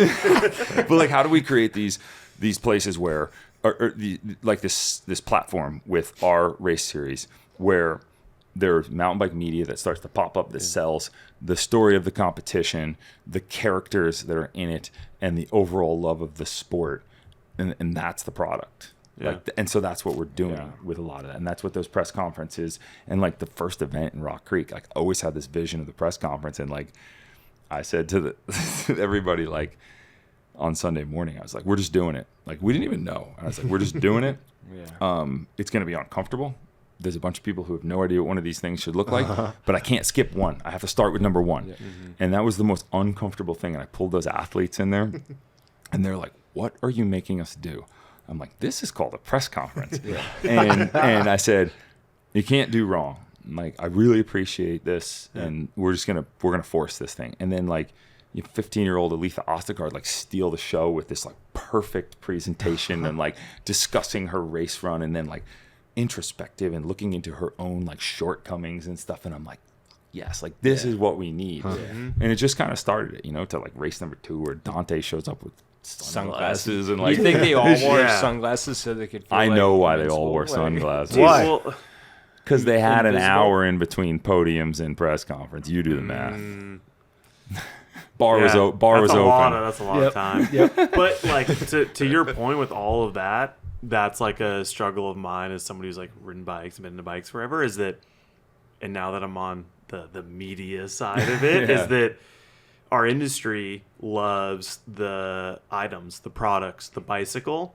We don't give a shit about the people. The activity at the end of the day almost is second to like the things that can be sold. And if you take away the bike or riding, all you're left with is the people. Like, the people is what matters to me. And there's so many good stories. And like, Spomer and I talk all day long about skateboarding and surfing and snowboarding, other industries, that like the person doing the activity is what draws you into wanting to do it. Yes. And without that person, like, what are we all here for? Like we started this conversation at some point about like Sam Hill was slightly mentioned with like, Iron Horse and stuff like that, and that pulls everybody back to like a moment and like a energy and a feeling, and it doesn't really have to do with the bike's a part of it, but you picture Sam Hill and like eras, and the same thing with Monster Downhill now, and like you watch those riders, and maybe that should be like the more of the correlation versus just the products and the bikes and all those things. But they'll come with it. You know what I mean? Totally. You need. But it's so important. Like those press conferences, like you're talking about Dante, whoever is a part of it, getting to know that person. You're like, I'm into that person. And then maybe 6 months later, you see Dante at a World Cup. He's riding a Canyon. All of a sudden, like, your connection to the brand is so much stronger because of that person. And like, that's huge, And their helmets are off. You can see who they are. That is what I was just going to say. 100%, we are trying to put faces on camera. Yep. From our hot seat interviews to everything. And like, I want, and this sounds so funny, but like, I want some drama. Like, we need it. Like, we need, and I talked about it in our last podcast. Like, the Jacksononi Junior win was like, I think it surpassed like World Cup wins as far as like on the spot drama. Like, the guy on the hot seat and the guy who just came down and knocked him off, like the glares, like the chest puffing. Like, dude, you can respect your competitor, but you don't have to be happy he beat you. Totally. You know what I mean? Like, be pissed, go work harder, come back, win. And that's like what we want to see, And I think that we're off to a good start. I really do. And I think that what I mentioned to you earlier, I have some like being halfway through the season now, and seeing that like starting this project out with these like ambitions to be the national series. And like we pretty quickly encompassed that with this series, right? Like it was kind of a given. USA Cycling really helped us get to that level quickly. And now it's like I am getting a ton of response globally from people that are considering like in the next 3 years, like setting up shop to come just race this series. And they're like, well, what's your vision? What's the goal? How many venues? What do you think you're going to race? And all. And so like I'm having a lot of real discussions with brands and teams. It's awesome. It's really good. Yeah, it's good. And I really firmly have kind of come to this space where like I just believe that our industry will be better off with 2 big series than one. I think that again, to just refer to moto, like got AMA Outdoors and we have MXGP in Europe, like, and there's more to this. Australian Supercross, there's a bunch more, but like those are the two big, outdoor motocross. And it's like, what are all the things that aren't happening with this, like, with the ultimate goal in mountain bike racing and downhill mountain bike racing being the World Cup, like global racing? Like, what's the negative space there, right? Like, what are people not looking at? Oh my gosh, it's amazing. We race in exotic places. Yeah, you max your credit cards out. Your team spends more money on travel than they do on salaries. And most people have to overcome travel, food, homesick, uncomfortableness, and everything else, much less just racing. And it's like, we have this really weird thing where like, we're like, I'll just be blunt. Like, I don't think our sport can afford global racing. Yeah. I don't think it can. I talk to companies, I talk to parents, I talk to racers, I talk to everybody. Make it affordable. Yeah. It's like this F1 comparison. Like, F1 is a losing business. First of all, F1 doesn't make money. Second of all, it's a billionaire's playground. And like, third off, all of mountain bike racing, the Pro Downhill Series, the World Cup, the everything, the Scottish Downhill, you combine all our budgets together, we probably don't even compare to the porta potty budget for F1 racing. You know what I mean? Like, yeah. So I just want to see like athletes make money. I want to see races pay big prize purses, and I want to see like excitement. And I think that I believe the answer is more than one high level series.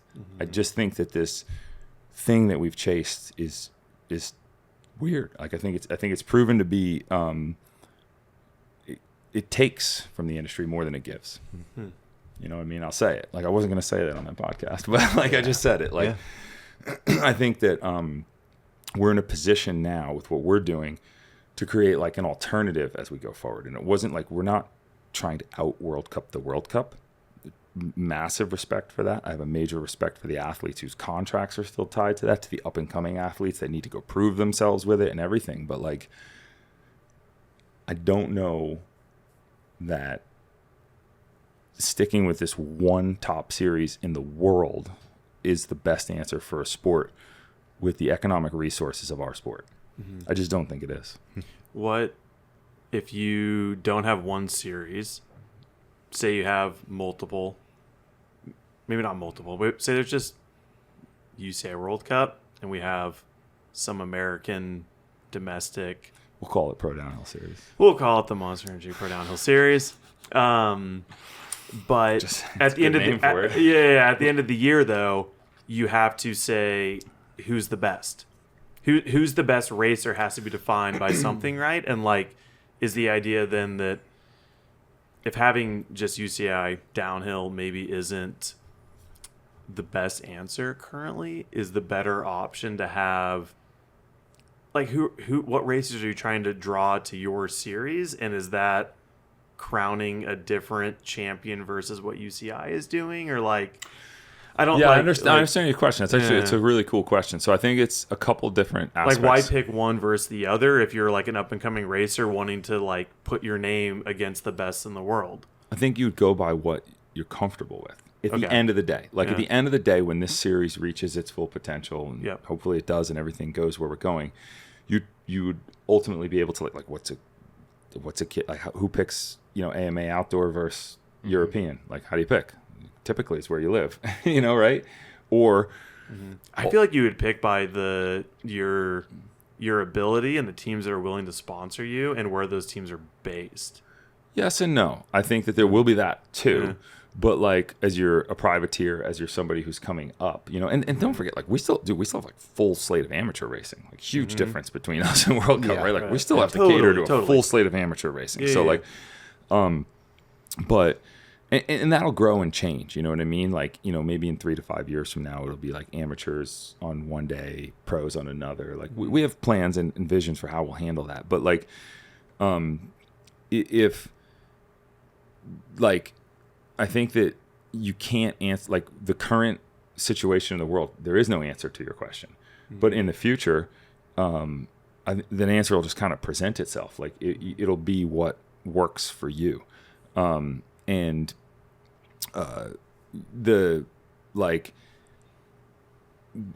how do I say this? Basically, like, there's also this whole separate thing of like, from the U.S. perspective, right? And I think other countries feel this way too, but like, we export our athletes right now, which kills me, absolutely kills me. Like, we just export our athletes. That's what we do. You get good, we export you. Yeah. You need to go to Europe to validate yourself, and that's it. Yeah. But the Kiwis and the Aussies and South Americans, they all have the same feeling as us, and they all, not all, but a lot really want to race a North American or even just an Americas series. Like, who knows where this will go eventually, but like, North American, a Canadian, and U.S. series is not out of the question at all. You know, that's in our, in our pretty near vision of what we want to do. But the number of racers like that we have coming up, and the ability for them all to funnel through and make it to the crescendo of the World Cup, like to be on one of these few teams that has the money to be there, it's not possible. It's just not possible. So we're just turning athletes away. And in the U.S., it's happening at a huge rate. And this goes back to like I said, that lunch or breakfast I had on the street in San Clemente with Chris from Monster Energy. It was just like, why are these athletes dropping out? Well, it's because they can't get to anywhere. They can't get anywhere. But I don't think it's necessarily because they're not the best. I think it's because they're not positioned to be the best.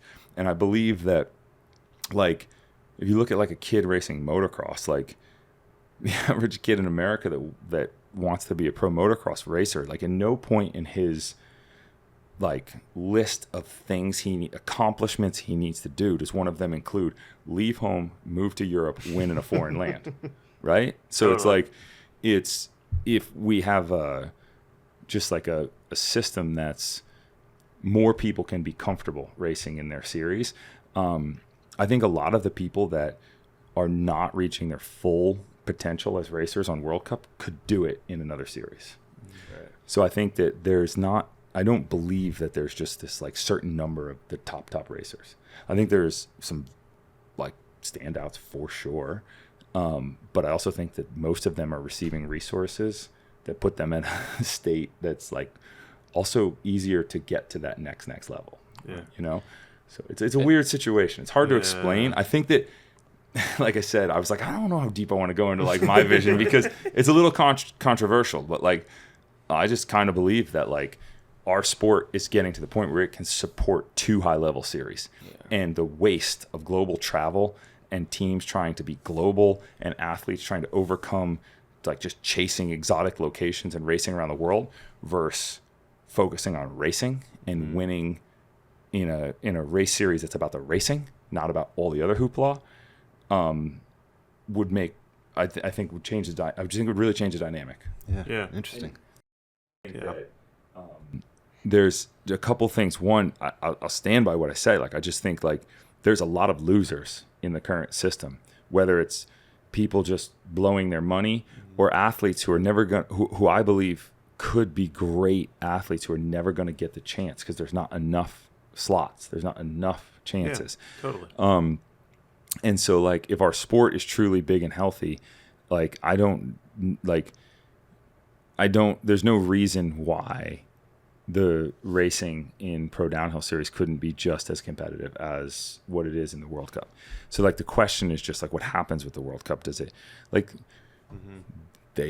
it's tough for them to get venues in the US because they're such expensive events. They have a completely different business model than us. Like, we come to a resort. How do we make the resort money? They come to the resort. It costs the resort a lot of money. Yes, they make money, but it's a larger investment, and they don't always make it back. It's like, it's more of a commitment. The series does better in Europe. Like, the World Cup does better in Europe than it does over here. I'm not going to tell you I know why all those reasons are. But there's no reason, like in 3 to 5 years, why the competition in a series in North America couldn't be just as good. And I say, like, it's a European series and a North American series, and no, the World Cup's not defined to Europe. They go wherever they want. It's like, we could too. They can go wherever you want. But I just think that it's very stressful on athletes, teams, and competition and brands and everybody to span the globe. And that's like a definitive difference with pro downhill series. So like where it goes from a competition level, it's not going to go overnight. It's just not going to change overnight. Like I would be laughable if I said that, right? Yeah. So like, and we'll see what happens. But I think that the value, like we're trying to create the value for the athletes that they want to be there, from the media to the racing to the prize money. And when that coincides with what the World Cup's doing with narrowing their gauge of who can qualify, which makes sense. I would do the same thing if I were them. Like I don't think they shouldn't. There's an opportunity for a whole nother race economy for athletes to have a full career in this series in the next 3 to 5 years. And then do we get to a point where it's like somebody comes from the World Cup and they can't just like show up at Pro Downhill Series and win? Maybe, you know what I mean? Like that's when it starts to even out. To me, like the wildest thing on earth would be like if world champs would become more important in this particular model. I think world champs. I think that, He said it. I think that was a slip. I think that world champs is neutered because of World Cup. Yeah. Like, what's the difference between every other World Cup race and world champs? Like, Yeah, I don't a know. bunch of custom bikes and To the average viewer, nothing. Yeah, and a weird schedule. But what if, and you can't see it. Yeah. But what if it doesn't actually happen. what if there's a world where like that's the time when the top athletes from each series meet? Yeah. Wow. Yeah, that's what I was thinking when you brought up your question, Jason. Like all of a sudden now that becomes the most powerful event in the world, and it's wild. And it's like why Donations in motocross is nuts. Yeah. It's because that's the only point. time you get to see some of these athletes compete against each other. But in the interim, they are receiving higher salaries. Their teams are wasting less money traveling the globe, and they're also just lifting the entire sport from a content standpoint by having two completely separate high-level series. So, like, I'm not saying anything negative about what World Cup does. It's great. Like, I think it's amazing. It's fantastic. I'm just saying, like, there's room for more now, which is good. It's like a good problem to have. Like, we have more athletes. We have more places to race. And, like, it's good. I think it's all good. And honestly, like, we're not here to take a dig at them. We're not here to, like, take anything away from them or anything. We're just over here doing our thing. And what's going to happen in the immediate is that, like, there's going to be a whole bunch of athletes looking for a series to race. So, like, it'll be good. Dude, it's so exciting. You think that there's enough high-level athletes to fill 2 series? I do. I think so. I mean, like... And not just taking, let's just say, like, currently 30 men go to finals. So we have 31st to 60th that qualify but didn't make it to finals in World Cups. So say, like, those riders maybe backfill, like, whatever our U.S. series might be. It's like, are those... I almost worry there's, like, enough names, like, I guess you're right. I'm looking at through a lens of currently. So who knows in 5 years? Maybe, like, Ace is a good example of somebody who's coming up through it. That's like he's having to go through the UCI World Cup downhill format, yada yada. But, like, somebody like that they could choose where their career is going if another series exists to, like, chase that with. Like, I just, like, my biggest fear is, like, super personal, is that we end up with, like, a U.S. national series that is like a B series, whatever we want to call it. Like, it's not feeding the World Cup, but exists kind of in parallel, but people still look at the European UCI World Cup downhill as the premium series, where, like your example of motocross, we have Outdoor Nationals, MXGP. Those aren't on different levels. They're very equal, you know, and then MX Nations, you get, like, those athlete pools mixed, which is so epic. And I want that to be downhill racing. Like, how do you blend not making what we could have potential in the U.S. ending up with maybe just being people who can't make it at World Cups racing our series? Well, I mean, first of all, everything's going to take a lot of time. Nothing is turnkey. Yeah. Second of all, like, I'm not scared of that being the case. Like, let's say that's the case tomorrow. That's great. Yeah, like, what's wrong with that if you have 40 Americans making a living downhilling? Yeah, but also it could just be like a stop on the train on the way. Yeah. Like, you know what I mean? And like, I don't picture it being all Americans. My hope would be that it'd be very mixed. For sure. Like, I think it would you get be. a bunch of Europeans that are like, oh, I can spend all summer on the East and America, not saying East Coast, but, like, I can go chase this series, and it's more financially appealing to do. But that will have to happen. Like it will have to. There will have to be a point where it's like it is that, and that's fine, and we're happy with that because even being like quote as you say a B series, like that's still like we're above where we were before, right? Like you always be looking up, always be moving forward, and like at that point the difference is it's just dollars at that point. Like it's literally just brand investment. So like you can't foresee what's going to happen with sponsorship interest and coverage on the World Cup nor on our series. Like nobody sitting at this table can foresee what's going to happen with that. But if we don't just put in this effort to solve the problem of providing a race platform for the large number of racers that are going to need it right now, like we'll never know where we're going to get right. So that's the step one. Like I think that I've gotten like pretty good at just like taking the step right in front of you because like that's all we can do right now. And like the questions you're asking would, in order like for me to answer them in a way that like some people might want to hear right now would require me making claims, which I'm not going to do. But like I believe and hope that we can create a situation where you're like maybe not looking at a lot of the factors too, like away from just athletes. We're in the biggest market. Like the US is still the biggest market and we're still home to the most companies, right? So like that's a X factor that like you might not even think about to like where the money's going to come from.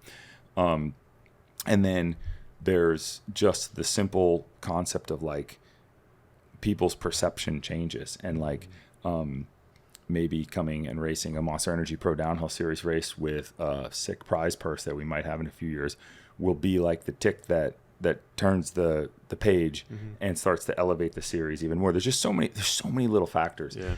And I'm not like myself and the people behind this, like we're not too wound up about that right now. Like it's like 1 foot ahead of the next, right? Like I have this saying, like I'm not here to out World Cup the World Cup. Not going to try, not going to claim it. It's an incredible institution. It's done amazing things. I think they're at a crossroads.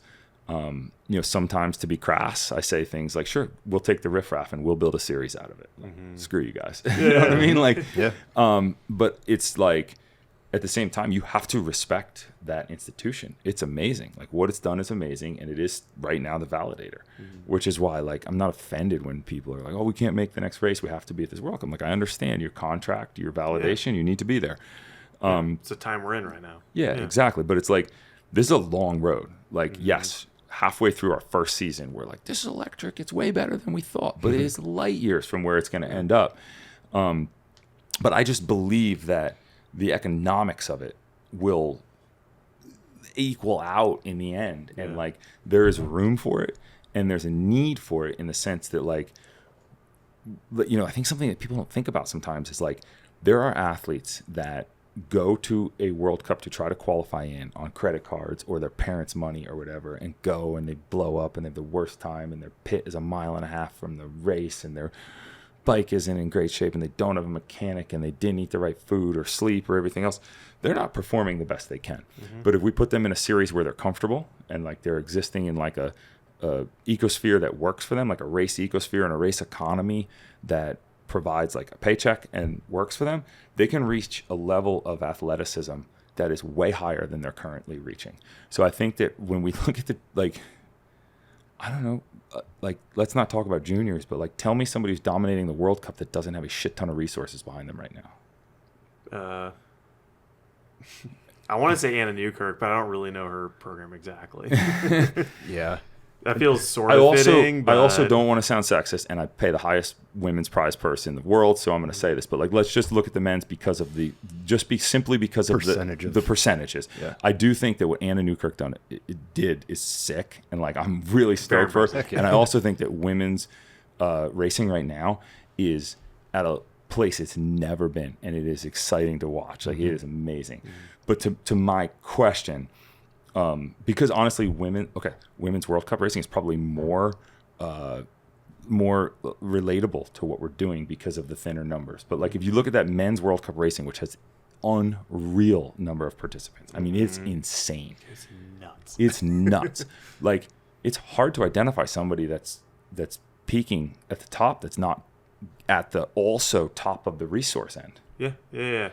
Right? True. Very and true. my belief is that there is a shit ton of athletes not getting the resources that are just as good.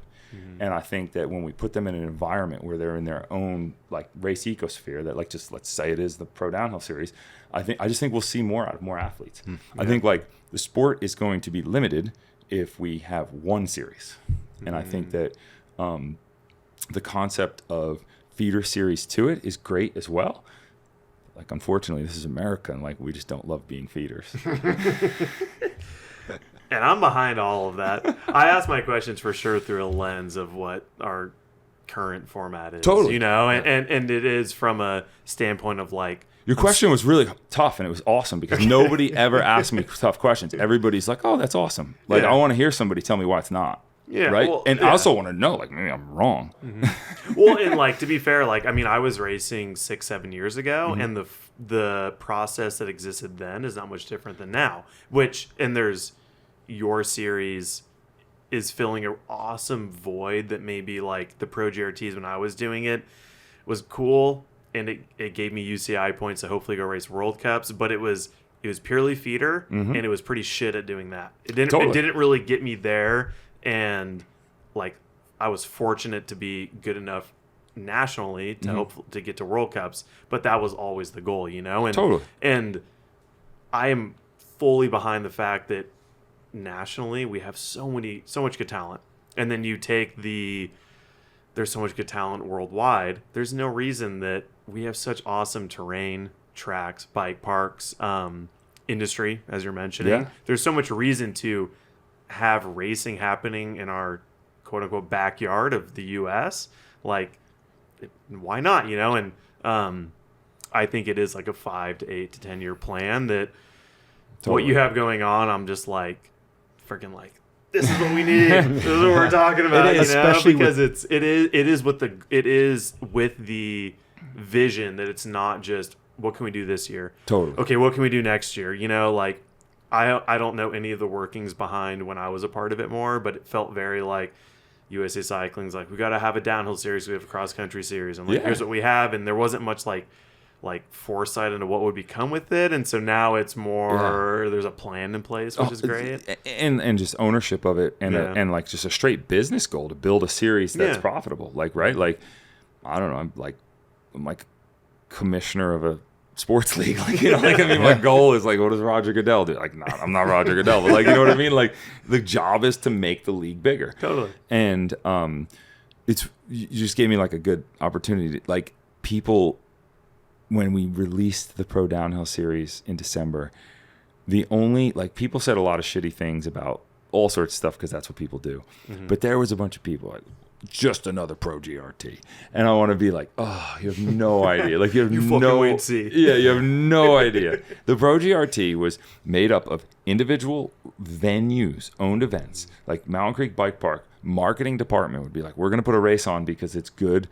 It's good for our mountain, and this bike park was going to do it, and it was just like they were like resort venue events, and then USA Cycling would just slap the moniker on it and create a string, and it was all we could do. We had no series. It was what we had to do, and it provided a series, but there was no vision or ownership. There was no plan, none whatsoever, to create a series larger than that. So like, that's why when people want to compare it to Pro GRT, I'm always like, ugh. Like, you know, and it's never going to be Norba either. Like, that was another moment in time. It's like, you can't even compare to that. But maybe like it shouldn't be, right? Like Norba was 20 years ago. Yeah. It's before my time, and like, why recreate what already existed? You know, like we should be able to look at what happened and make something that grows on that and is what should exist now. Like, and even Norba though was a different business model. Like Norba's like kind of more like a World Cup model where it's like, well, I guess it's World Cup's a little different now that Warner Brothers is like the same as my company. Like, we own the series, but like Norba had a million stakeholders, the venues, the sponsors, the different promoters that the venues hired and everything. You end up with just all these stakeholders in it. Everybody's got their own different interest, and it's like we're just trying to reduce that. And again, like, to compare to like a high level alternative sport, like, dirt bike racing or NASCAR racing or anything. Like when they show up at a venue, like the stakeholder is the operator of the series. And the goal is to do everything you can to make the series better, to make the athletes bigger, to make everybody get paid more. And that's where we look at things. And it's like, we've just quickly been thrust into this like arena to be compared to World Cup. And we are not comparable to World Cup in any way, shape, or form. Like, you know what I mean? Like our budget is minuscule. Like we're not trying to be, but we are here for the build.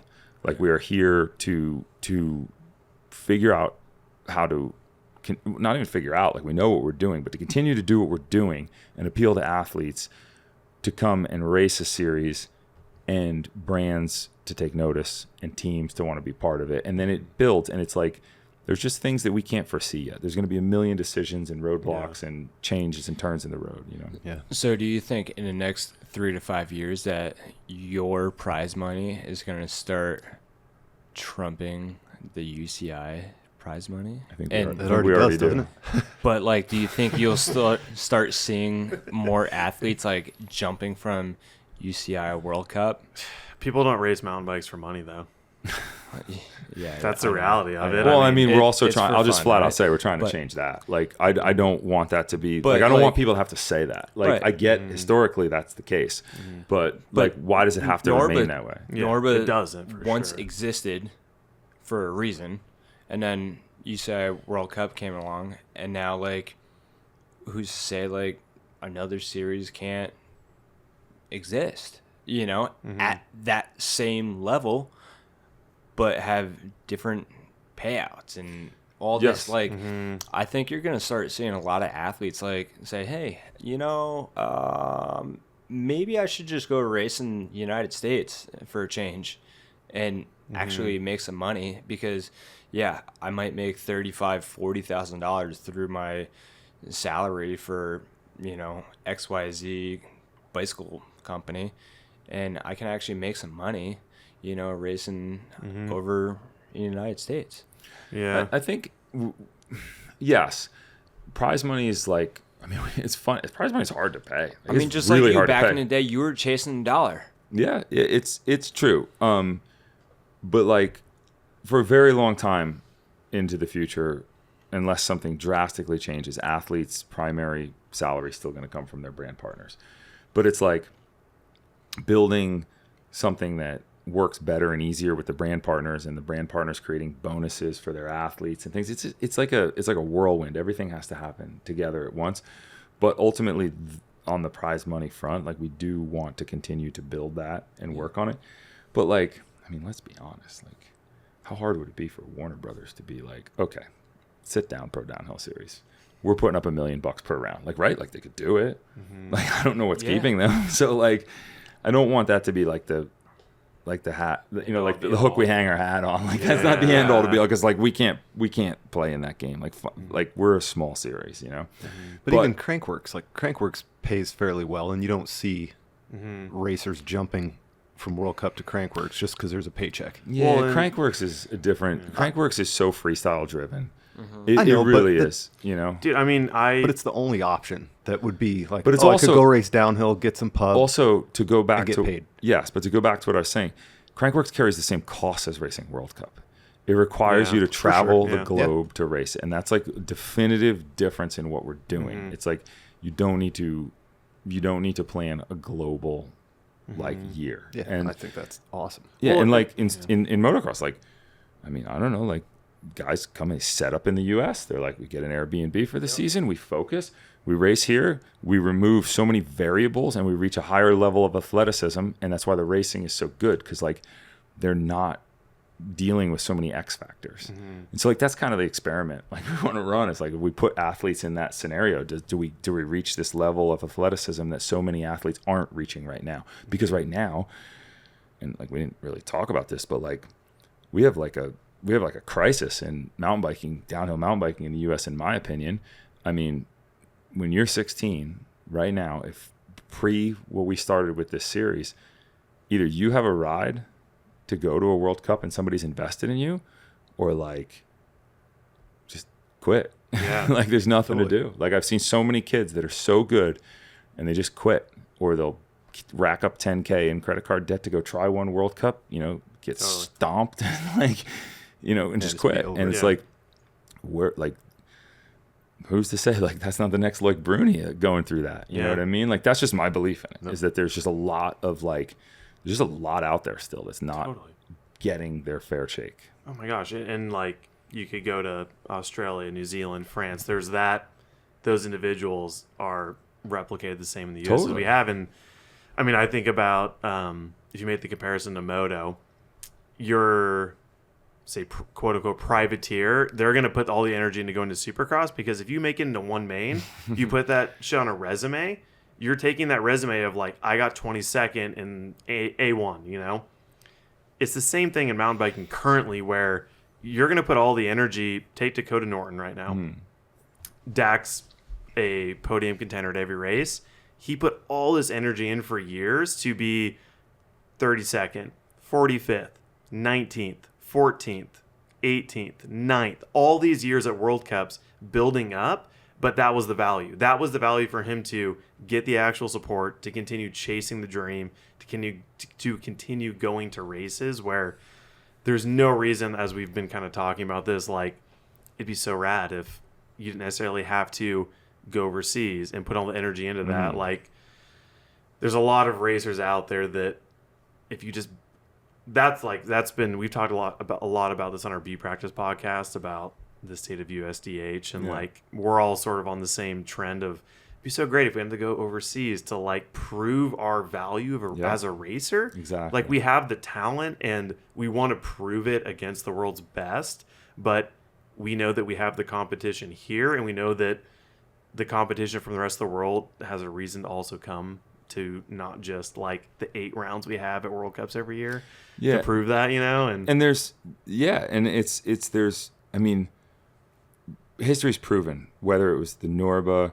Nationals, or you look at motocross, or you look at many other sports, like there's a thick field of competition in Europe and people that go there to compete. And then in like North America, like the Canadians, the South Americans, the Kiwis, the Aussies, like it just makes sense for us all to compete here. Culturally, they're more comfortable here in a lot of respects. Like I hear from so many people reach out to me from New Zealand and Australia that are thinking about coming and just setting up shop to do our races next year. Hey, do you know the schedule yet? Like, you know, we're thinking about maybe just getting like an Airbnb like in a town in Colorado and just setting up shop there for the season and racing. And it's like, that would be ideal. I don't expect anyone from France to tell me that anytime soon. And like, why would they? Like they have a very established system over there. It's great. It's great. Totally. You know, like, and again, we're not trying to do anything to that. We're not trying to take anything away from that.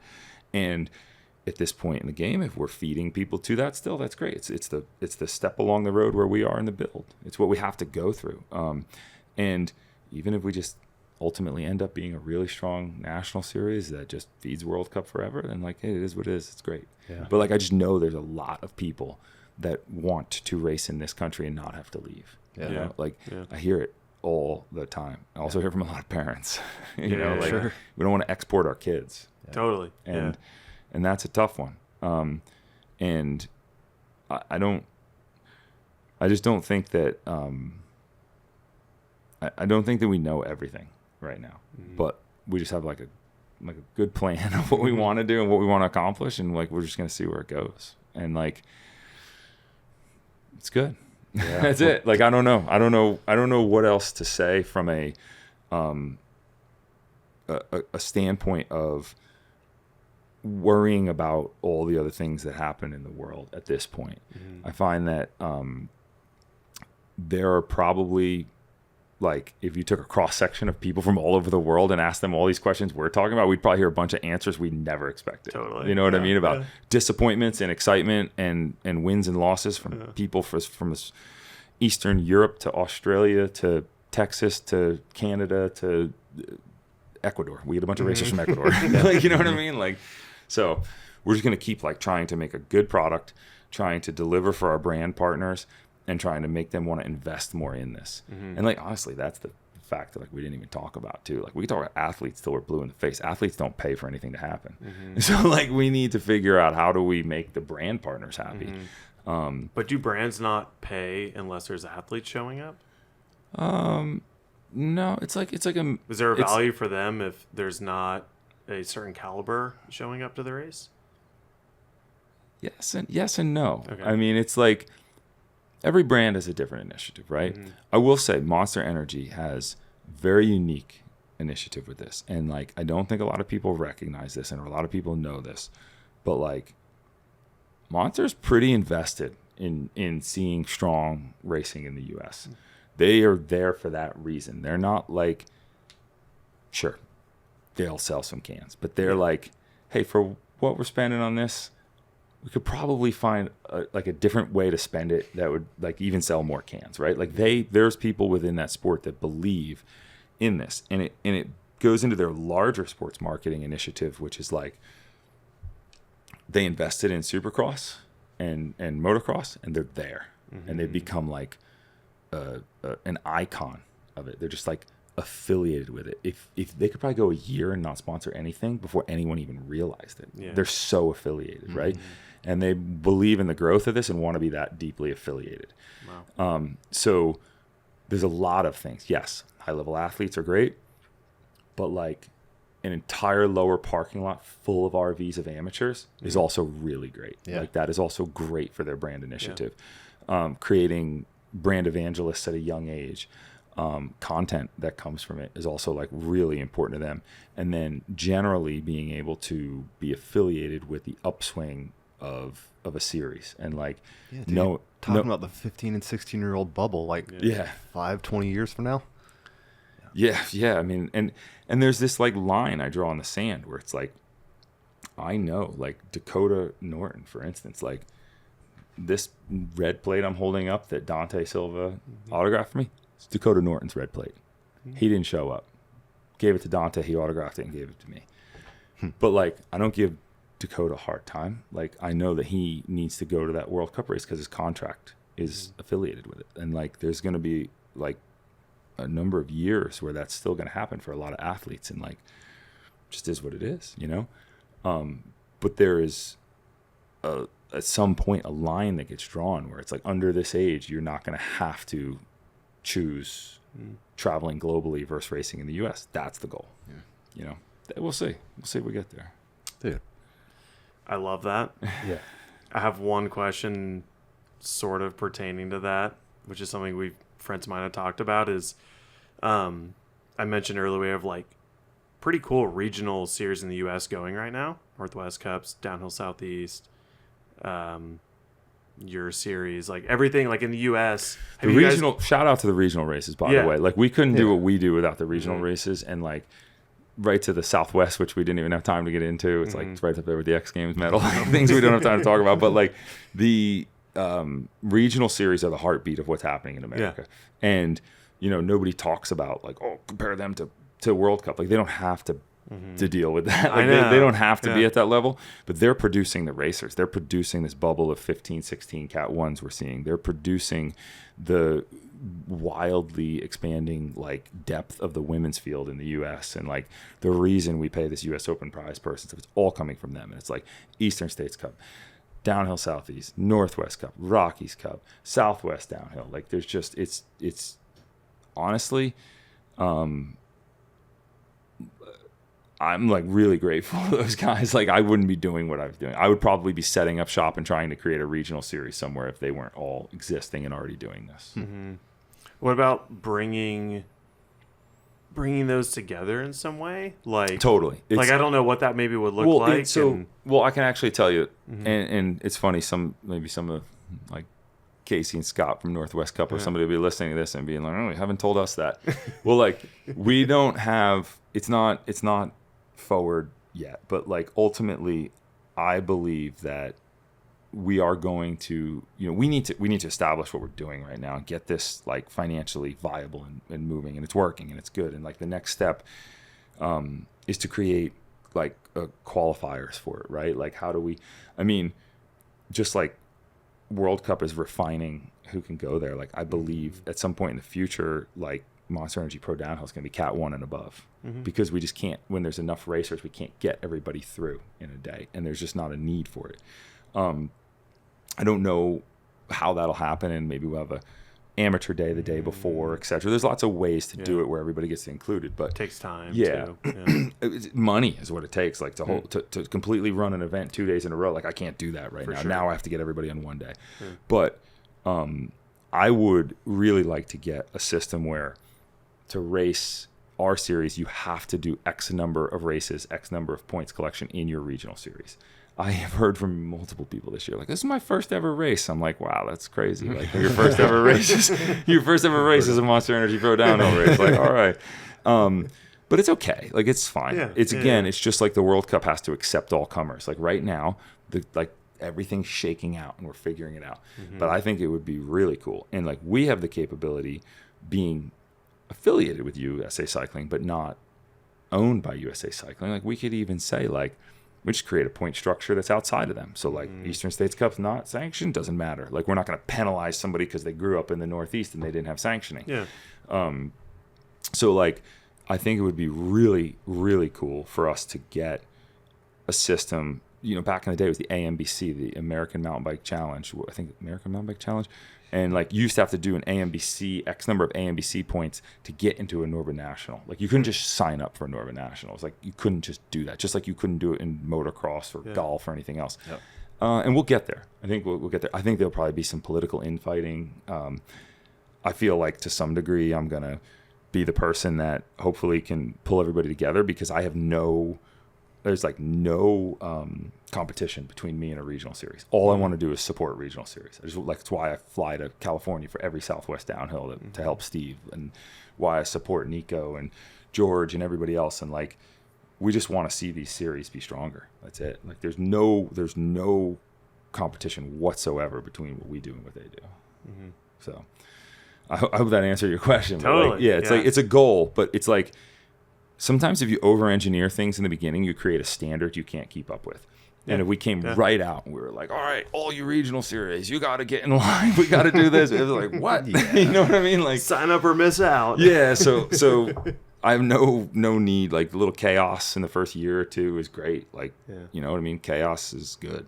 And so we're not there yet, but I do want to get there. I really want to get to that point. And I think that it will drive even more numbers to the regional races, because people will be there because they'll have to be there if they want to move up. Yeah, you cannot skip steps. Like, that's where we get when we have enough people in the system, and with the sport growing, that's where we can get to.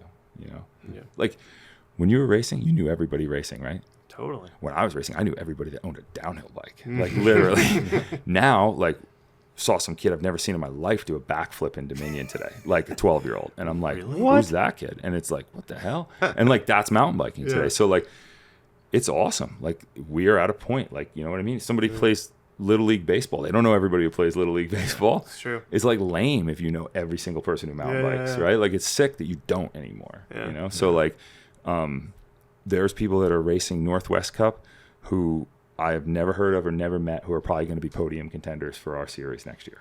Yeah. That's sick. Like, that's what we want. So, we'll get there. Yeah, for sure. We know you will. I've got the history to prove it. I don't know, do I?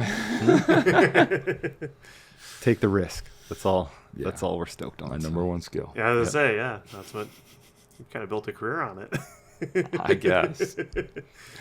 It's not just me. There's so many people behind this, too. I have to say. I say it all the time. Like, there's so many people behind this besides me. So, yeah. But the number of people that you've impacted over the years, like, countless. That's why there's 14-year-olds doing backflips that you've never seen around Dominion. Yeah. Like, serious. So, yeah. You should come, like, Vital, you should come and watch, like, at the next Pro Downhill Series, like, come to Big Bear, and, like, you should make a media piece on the 15-16 class. It's mind-blowing. Okay. It is insane. Yeah. Like, the 15-16 class in America right now is sick. I mean, Cash Saleen just went over to IXS Cup and podiumed. Like, like, that happened today. Like, I think he got third. First ever time racing in Europe. Like, that's crazy. Yeah. Aletha, too. Aletha Oscar did the same thing. She got third in women's, too. Nice. Really sick. Wow. You know? What are the last two races and the dates for this year? August 16th to 18th, we're in Big Bear Lake, California. There's a Southwest downhill race the week before right there. The good warm-up for all you East Coasters. Get used to that sand. Then the series finale is the U.S. Open in Killington, September 26th to 29th. Heck That's yeah. the big It's show. a great time of year out east. Yeah. We got to make this happen, Spomer. We got to get out Let's there. go. I'll go sleep in the minivan again. Let's do it. I don't want to race, but I want to go. It's the U.S. Open. You can sign up. Oh, Dennis man. is going to sign up. They take amateurs, Jason. What are you trying to say? Dennis is going to qualify. I'll show up 17th. if Dennis shows up. Just to prove a point. So he was first in amateur, 17th in pro. He's going to be 17th in amateurs now. For sure. Dude, I would be If he's stoked. lucky. I would That's be how I stoked. feel. Know your place. Clayton, I got one more question for you. Who's better at baling hay, you or Zach? Me. 100%. Like driving that tractor. just Every sitting part there? of it. Really? Yeah, I mean, he's 15. Like, let's give the kid a break. But he, no, he's just learning to do everything. Like, but it's really sick. Like a 15-year-old kid driving a 40-year-old tractor. Like, Yeah. that's sick. It's pretty sick. Yeah, and like, he's good. Like he can throw the hay bales and he can put in a full day out in the field and stuff. It's pretty good. But neither of us are as good as my father, who turned 70 today. So So I was trying to get some dirt out of him today, and he's like, I don't really have anything on my dad. He's pretty cool, you know? And I was bullshit. Like, he's like, but I did piss him off about 17 times today. He and I, we have the craziest relationship. Like, we go toe to toe all the time because we are so much alike. Like, And he's about the same size now. oh, and also he's huge. But like, 15. yeah. But when you know, like, it's hard to argue with somebody who's just like you because like we know what we're gonna say. Oh man, like we break furniture now. It's just like. It's so bad, but he's a great kid, and like I feel bad for him to some degree. Like he gets put in some really tough situations, right? Like I take him to an event, and I have, I'll have 10 people working for me, and we have like 3 15-hour days of setting up the event, and like he's like the boss's son, and like everybody rips on him. Like our crew is like, we are cutthroat. Like it is brutal. Like if you don't have a thick skin, like you won't last long. Like we are brutal. Like, but I love it because everybody wears it on their sleeve, and like, you know, he's like thrust into this. Like he's just working with a bunch of like adult dudes and like calling the shots. And like, you know, some days I see him fighting back tears, and like it's like a long, hard day, and like he puts it in and he does the work. And I think he's winning a lot of respect from a lot of people this year. And I don't think many other 15-year-old kids get put like in that position where you're like, well, if you want to be here, you got to work. So it's good. And he's racing, and, you know, like a lot of these kids like him and Colt and Cash, these kids are fast, and they're putting in long hours helping us set up these tracks, helping us clean everything up, helping us lift all the truss. And they're out there like after the race, like Cash stayed at the last race. Zach and Cash worked till 9 o'clock at night after the last Southwest downhill race, cleaning up all the equipment and garbage and stuff for me. Wow. Like Cash laid down the fastest time of the day in pro, and then everybody left, and he stayed there and worked till dark. Like that's sick. You know what I mean? Like that's character. Like, and these are the kids that I'm here for. Like that's sick. You know. And shout out to Colton as well. Colton Hubbard. Oh my gosh. He's a farmer boy. Yeah. Like, yeah. I don't know what's in the soil out here in Sussex County, but it's pretty sweet.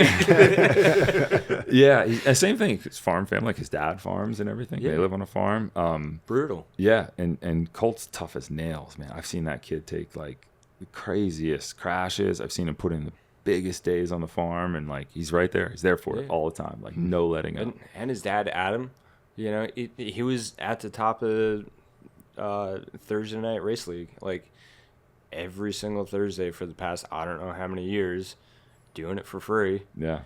And he's like, yeah, just got off a 15-hour day on the tractor, and he's up there at the top of the track, and it's 95 degrees outside, and he's like, all right, rider, 3, 2, 1.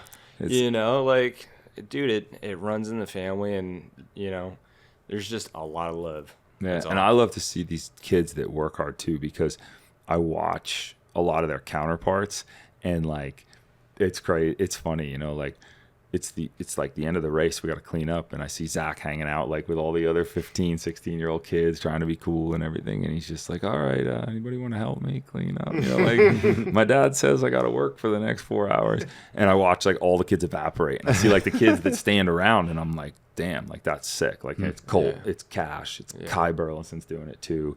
And now it's funny, like a bunch of the other kids are hitting me up, like, hey, can we help out the next race too? And I think that's really sick, because a lot of people don't understand. They just take it for granted. Like, oh, we just show up, there's a race. And it's like, it's not that simple. It's just cool. I love the work ethic of these American kids too. And they're all having fun together, and it's like generations. Like that's what matters. So like if there's this bubble, this generation of 15, 16 kids that are coming up, and they're all like, can like absolutely cut each other down and build each other up and be buddies and have relationships and like, have to work it out between each other and travel together and all this stuff. It's going to make such a difference. And like, I watched a movie years ago that made me like firmly believe in like the theory of like your surroundings and the bubbles you come up with, and like it really matters. It's called the Momentum Generation, which is like, you ever watch that documentary about like Kelly Slater and all the surfers that came up at the same time? It's like mind blowing. And it's like, they changed the entire game. And so like, to me, those 15, 16-year-olds, like that's the Momentum Generation. Like that's the generation that's going to change this sport for us. Yeah. It's crazy. Sick. And they're all fast as fuck. Yeah. Like even the slow ones are faster than anybody else. I feel bad for pros in the United States. And they're out there catching bullfrogs. Yeah. Baling hay. And they don't, they're also like getting to a sweet spot with training. Like, yeah, they train a little, but they don't like overtrain, and they're still fast. Like, what are they doing? God bless them. Sick. God bless you. Thanks for bringing them all up, giving them something to look forward to, and all the stuff you built over the years, like giving us a reason to be here. We didn't even talk about like 50 things. We can come back to some other time. Yeah. No, now we've got this one out of the way. We can do a Zoom one. Just once a week, we'll call up and have a 3-hour conversation. Like, no, I don't think we can do 3 hours once. We got way too much to do. Dude, thank you. No, thank you for being here and for all you've done for mountain biking. No, you don't have to thank me. I think like, I say it like, I'm just good at bringing a lot of people together that want to make biking better. Like I never take credit for like pretty much anything that my name's attached to, because I've never done a single one of these things by myself. So, and there's like, shout out to all the people that like, I can't even go down the list right now, but there's a lot of people behind it. So awesome. Thank you. Yeah. A big shout out goes to Maxxis Tires, Jensen USA, and Fox Shocks for supporting the Inside Line. Welcome mountain bikers